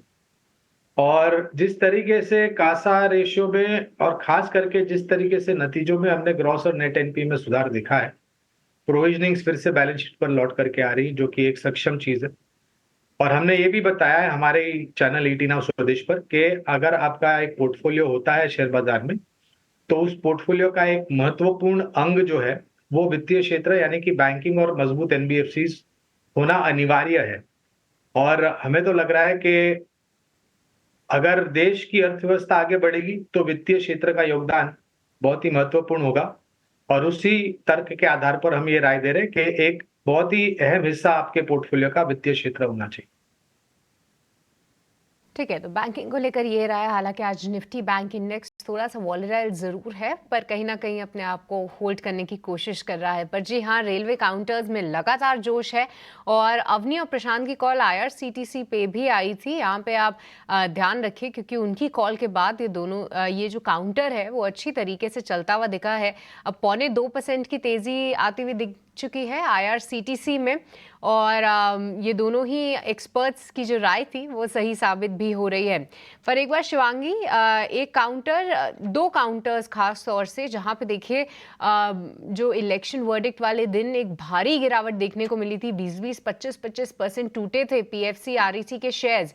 वहां पे जो तेजी है उसके बाद ये देखिए अपने फिर से ऑल टाइम हाई लेवल्स के वापस आते हुए दिख चुके हैं, और ये भी एक महीने के अंदर जो है ये दोनों ही काउंटर्स में अच्छी तेजी है। शिवांगी, आपसे समझना तो चाहेंगे कि PFC REC जो है वो कैसे प्लेस्ड है, पर इस बीच आप देख पा रहे होंगे कि निफ्टी 50 ने जो है 24,300 के नीचे जो है फिसलता हुआ फिलहाल नजर आया है। यहाँ पे 50 अंकों की गिरावट है। अभी निफ्टी बैंक हम जिक्र कर ही रहे थे कि होल्ड कर रहा है, फिर से एक बार डिप देता हुआ 200 अंकों की यहाँ पे गिरावट है। तो एक थोड़ी सी शार्प फॉल पिछले 5 मिनट में हमने देखी है दोनों ही इंडेक्स पे, तो यहाँ पे आप नजर रखिए।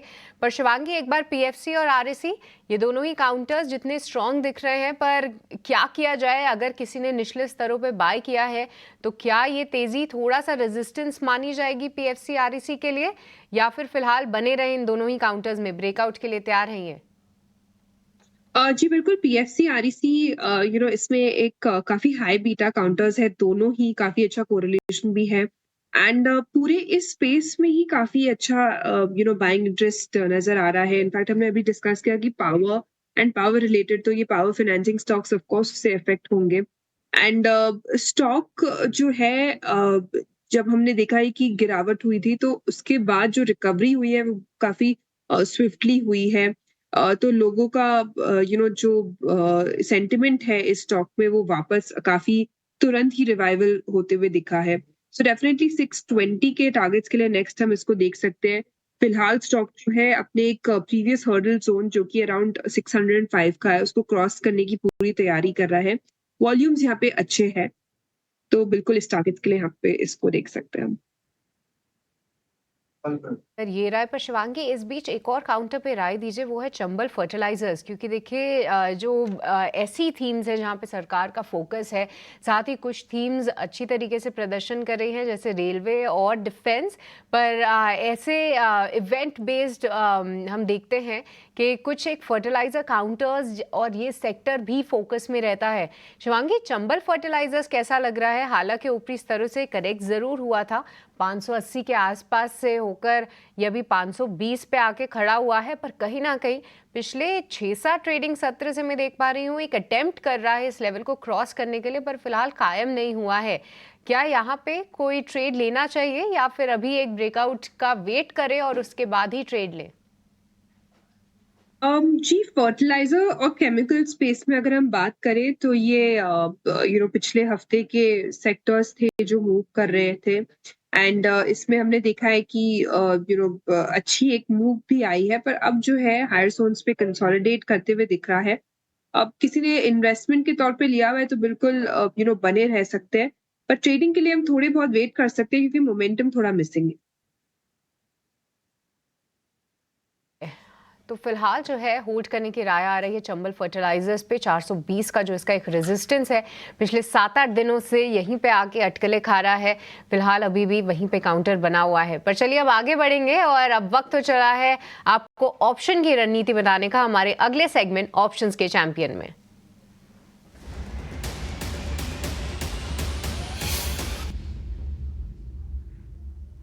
तो आज ऑप्शंस के चैंपियन सेगमेंट में हमारे साथ सेंट्रम ब्रोकिंग के नीलेश जैन जुड़ चुके हैं। Nilesh, very good morning. बताइए आज की रणनीति कहां पर है आपकी? Good morning to you. तारीख पर फोकस है, ऑटो स्पेस में काफी अच्छा एक्शन हम देख रहे हैं। इस स्पेस में टाटा मोटर्स ये एक पर्टिकुलर काउंटर है जहां पे एक ब्रेकआउट हमें आता हुआ नजर आ रहा है, और अंडरलाइन हमें यहाँ से 1040 और 1050 की हो जाता हुआ नजर आ रहा है। इसीलिए यहाँ पे एट द मनी का कॉल ऑप्शन 1020 का जो लगभग 22 रुपए के आसपास अभी ट्रेड हो रहा है, 22 से 24 रुपए की रेंज में इसे लॉन्ग करने की सलाह होगी। 17 रुपीज का स्टॉप लॉस रखना होगा। 30 रुपीज का पहला टारगेट, 38 रुपीज का दूसरा टारगेट होगा।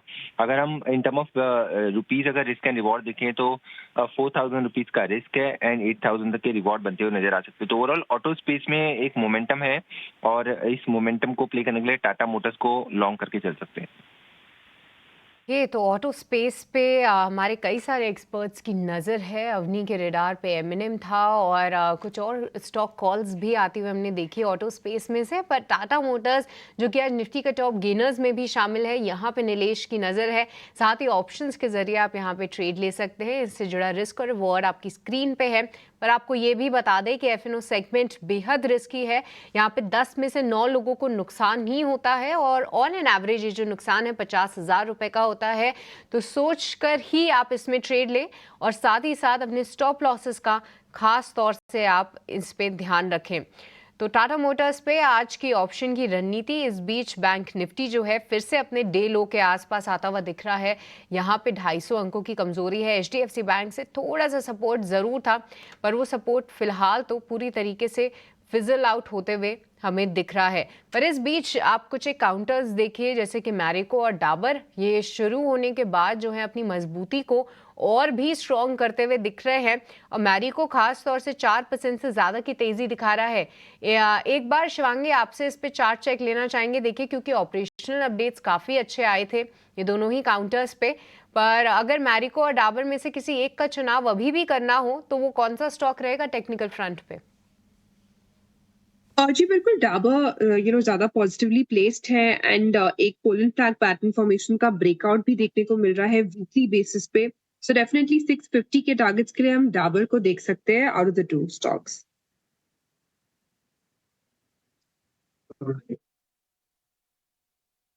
डाबर देखा जा सकता है। सुबह सुबह हमने आपको नोटिस कराया था कि हो सकता है आज का दिन काफ़ी हद तक इसी चीज़ के लिए फेमस रहे कि आज कंजम्पशन वाले प्ले चल रहे हैं और ख़ासकर एफएमसीजी के जो प्ले होंगे वो भी इंटरेस्टिंग रहेंगे। प्रशांत सावंत हमारे साथ वापस से जुड़ रहे हैं। प्रशांत जी, मार्केट खुलने के बाद कोई ट्रेड आपने देखा? तो डिम्पी जी, यहाँ पे एक स्टॉक है ऑप्टिमस इंफ्रा जो मैं काफी वक्त से ट्रैक कर रहा हूँ। ब्रेकआउट के बाद भी वहां पे सस्टेन कर रहा है, 375 के ऊपर ट्रेड कर रहा है। मुझे लग रहा है यहाँ पे करंट प्राइस है, अगर इस हफ्ते में कोई डिप मिल जाए करीबन 360-65 के जोन में तो इसको पोर्टफोलियो में ऐड कर लेना चाहिए। स्टॉप लॉस पोजिशनल होगा 340, स्पॉट क्लोजिंग 340। यहाँ से टारगेट्स होंगे करीबन 430-435 के आसपास।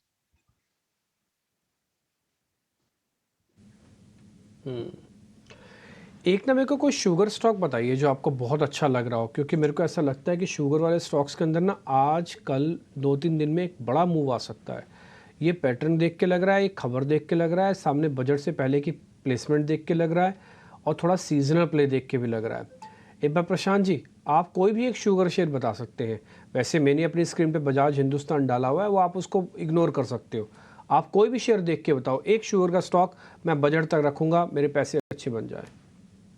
तो डिम्पी जी, सबसे पहले एक अगर राय दूं तो sugar is neither good for health nor for the portfolio, ऐसा मैं हमेशा मानता हूं। क्योंकि आप अगर देखो तो जो अच्छे स्टॉक्स थे, रेणुका शुगर्स हो या बजाज हिंदुस्तान हो, तो ये एक अच्छी मूव देने के बाद फिजल आउट हो जाते हैं 4-5% के बाद। और यहाँ पे ओवरऑल अगर हम देखें तो ट्रेंड जो कहते हैं वो सस्टेन नहीं होता है। बट अगर हम करंट लेवल्स पे देखें तो ऐड करने लायक स्टॉक होगा रेणुका शुगर्स, करीबन 47 के आसपास ट्रेड कर रहा है, 47-48। इसका स्टॉप लॉस काफी छोटा है, इसलिए मैं इसको पसंद कर रहा हूँ। इसका स्टॉप लॉस होगा 45 के जस्ट नीचे, बिलो 45, 44-50 के आसपास। स्पॉट क्लोजिंग आप एक स्टॉप लॉस मान के चल सकते हो। यहाँ से जो स्विंग हाइस बने हुए थे करीबन 53-54, ये आपका टारगेट 1 हो सकता है। इस स्टॉक में मोमेंटम आएगा अगर ये 54 के ऊपर क्लोज हो और आपको और 5 से 8% की मूव मिल सकती है। सो अगर ओवरऑल देखें तो इसमें रिस्क कम और रिवॉर्ड बड़ा होने की जगह है, तो इसलिए मुझे लग रहा है कि रेणुका शुगर इस लेवल पे ऐड किया जा सकता है। ठीक है, रेणु का आपने फाइनल कर दिया हमारे लिए। वैसे मैं सभी शुगर स्टॉक्स के बारे में बोल सकता हूँ, मैंने तो ज़्यादातर के चार्ट अभी भी चेक किए जब आप बोल भी रहे थे। शुगर स्टॉक पे वॉच रखिएगा, 1 से 2 दिन के अंदर मेरे को लग रहा है कि कुछ ना कुछ एक बड़ा मूव इन सब में आपको 5-5, 8-8% तक का आ सकता है। मैं ये नहीं कह रहा कि आप ये लो या ये नहीं लो। आपकी हेल्प करने के लिए प्रशांत जी ने ऑलरेडी फाइनल भी कर दिया कि रेणुका पे ज़्यादा बैटिंग हो सकती है बट ओवरऑल शुगर कंपनी, मान लो आप एग्जांपल के लिए आपने द्वारकेश ले रखी है, ऐसा नहीं कि फिर आप द्वारकेश बेच के रेणुका पे आओ, आप द्वारकेश पे ही बढ़े रहो। ऐसा नहीं कि बजाज हिंदुस्तान वाले बेच के रेणुका पे आ जाओ। रेणुका जिनके पास नहीं है, अगर कोई शुगर स्टॉक्स लेना चाहता है तो उनके लिए, अदरवाइज ज़्यादातर शुगर स्टॉक इस समय पोजिशनली बहुत अच्छी जगह पर मेरे को फिट होते हुए दिख रहे हैं। थोड़ा मैं इस पर भी ध्यान रखूँगा। आगे बढ़ता हूँ, एक दो शेयर जरा मेरे पास और भी हैं आज लॉन्ग पोजीशंस के साइड से, जहाँ जहाँ पे तेज़ी हुई है, एक जरा मैं वो पता कर लेता हूँ उनमें क्या करना है। शिवांगी, एक शेयर आपसे होगा आज क्रॉम्पटन के अंदर, अच्छा छोड़ दो, इसके अंदर वॉल्यूम नहीं है ज़्यादा, ये ज़्यादा दम नहीं दिखा पाएगा। फिर एक शेयर आप और चेक करो, वो है UBL, अभी भी बाइंग आई है, 1.5% का इजाफा है, OI भी 1% से ऊपर का आ चुका है। एक बार जरा UBL चेक करना मैम। आज कंजम्पशन स्पेस में, FMCG स्पेस में एक अच्छा बाइंग इंटरेस्ट देखने को मिल रहा है, चाहे वो मारिको हो, डाबर हो, UBL हो। सो डेफिनेटली डाबर का एक ऐसा स्पेस है जो थोड़ा रिलायबल लग रहा है, तो यहाँ पे मेरी नजर है स्पेशली इस पूरे स्पेस में।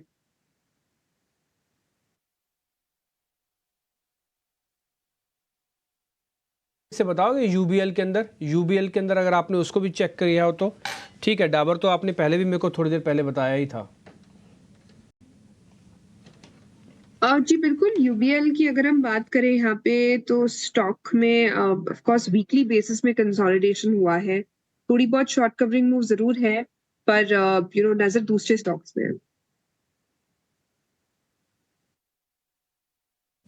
ओके ठीक है, थोड़ी बहुत शॉर्ट कवरिंग है इसके अंदर, बट आप ज़्यादा स्टॉक्स पे अगर कंजम्पशन पे जाना चाहेंगे तो डाबर है मैम की पसंद, आप चाहे तो उसका एक बेनिफिट ले सकते हैं। 31 अंकों की गिरावट के साथ निफ्टी, बैंक निफ्टी की गिरावट करीब 200 पॉइंट की, इंडिया विक्स 6.5% ऊपर आ गया। मैं कहता हूँ इंडिया विक्स 10% भी हो जाए, मैं तो 2% से ऊपर से आपको बता रहा हूँ, आज अगर वो 10% भी ऊपर हो जाएगा ना, तब भी बाजार के लिए कुछ नहीं कर पाएगा।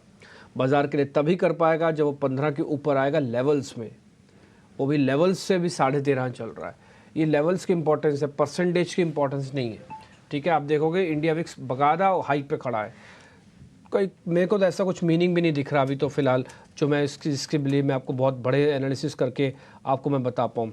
अच्छा, एक दो कैश के शेयर्स मैंने और भी निकाले हैं, ज़रा मैं उस पर भी एक बार एक टेक ले लेता हूँ।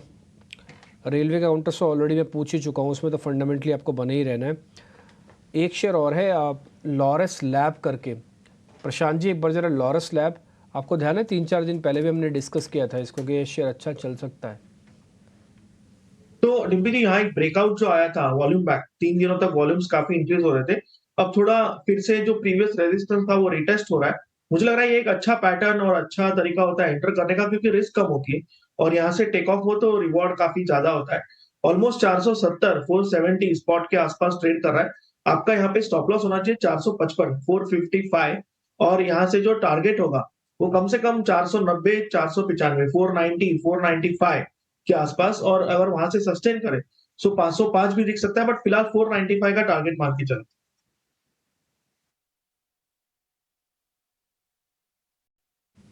ठीक है सर। शिवांगी, आपका कोई डिस्क्लोजर?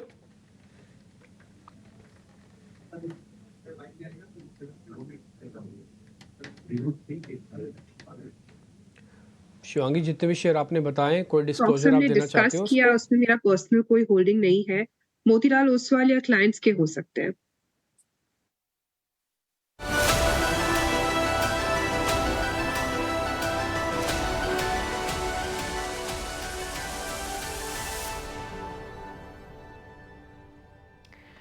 तो आप देख रहे हैं ईटी नाउ स्वदेश, और अब वक्त हो चला है आपको बजट से रिलेटेड स्टॉक बताने का, और रोज की तरह हम लेकर आए हैं बजट ब्लॉकबस्टर। और आज की पिक बताने के लिए हमारे साथ SBI सिक्योरिटीज के सनी अग्रवाल जुड़ चुके हैं। Sunny, good morning. बताइए, बजट से रिलेटेड कौन से स्टॉक पे है आपकी नजर? आपकी आज की कॉल कहाँ पर आ रही है? या गुड मॉर्निंग। आज का मेरा बजट रिलेटेड पिक रहेगा मेटल्स और माइनिंग सेक्टर से। तो बेसिकली मॉइल मैग्नीज और इंडिया लिमिटेड, जो कि एक CPSE कंपनी है, करंट मार्केट प्राइस 566 का है, और हमें लगता है कि इसका जो फेयर वैल्यू है क्लोज टू 625 प्लस है। और इसके पीछे अगर मैं इन्वेस्टमेंट रैशनल की बात करता हूं तो बेसिकली अगर आप देखेंगे इनके जो क्वार्टरली अपडेट्स आए थे जून क्वार्टर के, one of the best ever quarterly sales company ने दर्ज किए इन टर्म्स ऑफ वॉल्यूम। 14.5% की बढ़त हमने देखी है। इसके अलावा हमने देखा है कि कंपनी ने 3 बार प्राइस हाइक लिया था। 3 से 6% का हाइक लिया था अप्रैल में, उसके बाद 25 से 40% का हाइक लिया था मई में, और 30 से 35% का हाइक लिया था जून में। तो मुझे लगता है कि जो जून क्वार्टर के नतीजे हैं काफी ब्लॉकबस्टर नतीजे रहेंगे। इसके अलावा जो बजट का फोकस रहेगा इंफ्रास्ट्रक्चर को लेकर के, तो बेसिकली जो स्टेनलेस स्टील का कंजम्पशन है उसमें मैग्नीज यूज होता है। तो manganese is a proxy play on increasing consumption of stainless steel. और अगर मैं मॉइल की बात करता हूं तो तकरीबन इंडिया की 50% जो रिक्वायरमेंट है मैग्नीज मॉइल से आती है। तो मुझे लगता है कि इनडायरेक्ट प्ले है इंफ्रास्ट्रक्चर स्टोरी का। अगर वैल्यूएशन की बात करते हैं तो close to 10 times EV EBITDA trade कर रहा है FY26 earning per, decent valuation पर ट्रेड कर रहा है। Medium to long term portfolio में डेफिनेटली ऐड करना चाहिए। बाय ऑन डिप की रणनीति भी अपना सकते हैं। स्टॉक काफी चला है अभी ऑफ लेट, सभी मिड कैप स्मॉल कैप में रैली है, तो ग्रेजुअली पोर्टफोलियो में एक्यूमुलेट कीजिए। यहाँ पे आपको रखनी है नज़र, और सनी की यहाँ पे पिक आती हुई देखिए ऑल टाइम हाई पे है। पिछले 6-7 दिनों से एक तरफा इसने तेज़ी दिखाई है, ये पसंद आ रहा है। वैल्यूएशन के फ्रंट पे भी कंफर्टेबली प्लेस्ड है, पर साथ ही साथ बाय ऑन डिप्स की भी रणनीति अपना सकते हैं इसमें। पर सनी, अगर आप हमारे साथ जुड़े हैं तो एक बार और भी गाइड करिए कि बजट से रिलेटेड कौन से और सेक्टर्स पे नज़र रख सकते हैं, क्योंकि देखिए डिफेंस और रेलवे जहाँ पे सरकार का कई समय से काफ़ी अच्छा फोकस है वो तो अच्छी तरीके से प्रदर्शन कर ही रहे हैं, पर rural related theme, fertiliser, sugar, कोई ऐसी स्पेस है जहां पे आपकी नजर? या डेफिनेटली हमें लगता है कि ये जो बजट है थोड़ा सा रूरल फोकस रहेगा। आम आदमी के लिए थोड़ा बजट रहेगा। तो जो बेसिक कंज्यूमर स्टेपल कंपनीज हैं वो डेफिनेटली रडार पर रहना चाहिए। हमने देखा है कि एक डिसेंट अपडेट अभी डाबर और मैरिको की ओर से भी आते हुए दिखी है। तो मुझे लगता है कि कहीं ना कहीं एक ग्रीन शूट ऑफ रिकवरी हमें FMCG स्टेपल कंपनीज में कहीं ना कहीं देखने मिल रही हैं। और एनी फर्दर एनी कोई मेजर जिसके कारण आम आदमी के हाथ में ज्यादा पैसा रहेगा, उसके चलते मुझे लगता है कि consumer staple company definitely radar पर रहना चाहिए। इसके अलावा हमें लगता है कि अगर मैं प्रोडक्शन की बात करता हूँ, मैन्युफैक्चरिंग सपोर्ट की बात करता हूँ, तो बजट मुझे लगता है कि थोड़ा बहुत टेक्सटाइल और फार्मा सेक्टर को भी कहीं ना कहीं बूस्ट देगा, क्योंकि ये बोथ भी sectors are export focus sector. और कहीं ना कहीं एक्सपोर्ट को अगर बढ़ावा देना है तो फार्मा और टेक्सटाइल कंपनीज को कहीं ना कहीं सपोर्ट आते हुए दिखेगा बजट में। और ये दोनों तीनों सेक्टर हैं यहाँ जहाँ मुझे लगता है कि थोड़ा सा वैल्यूएशन कंफर्टेबल भी है, वैल्यू बाइंग की अपॉर्चुनिटी भी डेफिनेटली रहेगी। और इसके अलावा एक सेक्टर जो मुझे लगता है कि बजट प्लस अगले 2-3 महीने में जहाँ गवर्नमेंट फोकस कर सकती है वो है ऑयल एंड गैस। हमने देखा है कि upstream companies as well as downstream companies जो ऑयल मार्केटिंग कंपनीज हैं वहाँ वैल्यूएशन भी रिजनेबल है। और any big reform in the energy sector can definitely lead to a rally in upstream as well as downstream companies. तो ये 3-4 sector मेरे radar पर रहेंगे बजट के लिए। प्रिया सनी आज हमारे साथ जुड़ने के लिए, और साथ ही आपके फोकस सेक्टर्स भी बताने के लिए, और साथ ही साथ अपनी आज ब्लॉकबस्टर पिक भी हमारे साथ शेयर करने के लिए। तो मॉइल है आज की बजट ब्लॉकबस्टर पिक, जहां पे ऑलरेडी 4% की तेजी है, और साथ ही साथ अभी भी पसंद आ रहा है सनी को बाय ऑन डिप्स की रणनीति आप इस काउंटर में अपना सकते हैं। पर चलिए एक बार फिर से मार्केट्स पे नज़र डाल लें और देखते हैं कि कौन से कहाँ पे फिलहाल ट्रेड हो रहा है इंडेक्स लेवल पे। तो निफ्टी बैंक जो है फिलहाल 200 अंकों से ज़्यादा की गिरावट दिखा रहा है, और निफ्टी 50 यहाँ पे लगभग 50 अंकों की गिरावट है। बहुत ज़्यादा जो है देखिए चेंजेस नहीं हो रहे हैं, पर जी हाँ आज की जो थीम है, क्योंकि पिछले 2 हफ्ते से हम लगातार देख रहे हैं कि सेक्टर स्पेसिफिक ये मार्केट जो है काफ़ी हो चुका है। किसी दिन IT चलता है तो किसी दिन बैंकिंग काउंटर्स में जोश रहता है, किसी दिन फार्मा सपोर्ट करते हैं, और आज जो है क्लियरली FMCG जो है आज फ्लेवर बन चुका है। मैरिको 3% पे इसकी शुरुआत हुई थी, अभी 5.5% की तेजी ये काउंटर दिखा रहा है। डाबर स्ट्रॉन्ग दिख रहा है। HUL आप फिलहाल देख रहे थे वो 1.5% की तेजी के साथ अपने डे हाई पे है।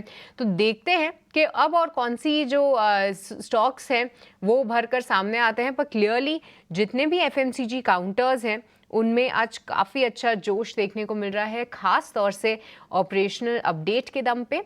जिस तरीके के डेटा आए हैं Q1 की तरफ से मैरिको और साथ ही डाबर से, और ये पूरी रूरल रिलेटेड थीम जो है वो काफ़ी फोकस में आ रही है और हमारे एक्सपर्ट्स को भी पसंद आया है। पर अब निफ्टी का टॉप गेनर बन चुका है टाटा कंज्यूमर्स।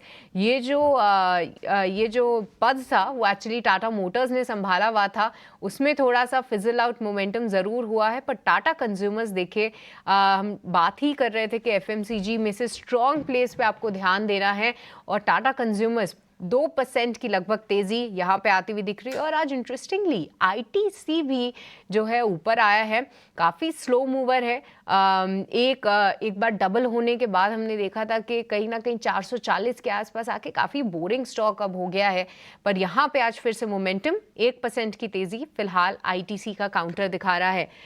तो ये बात रही जो इक्विटी मार्केट्स की। पर चलिए अब 10 बज चुके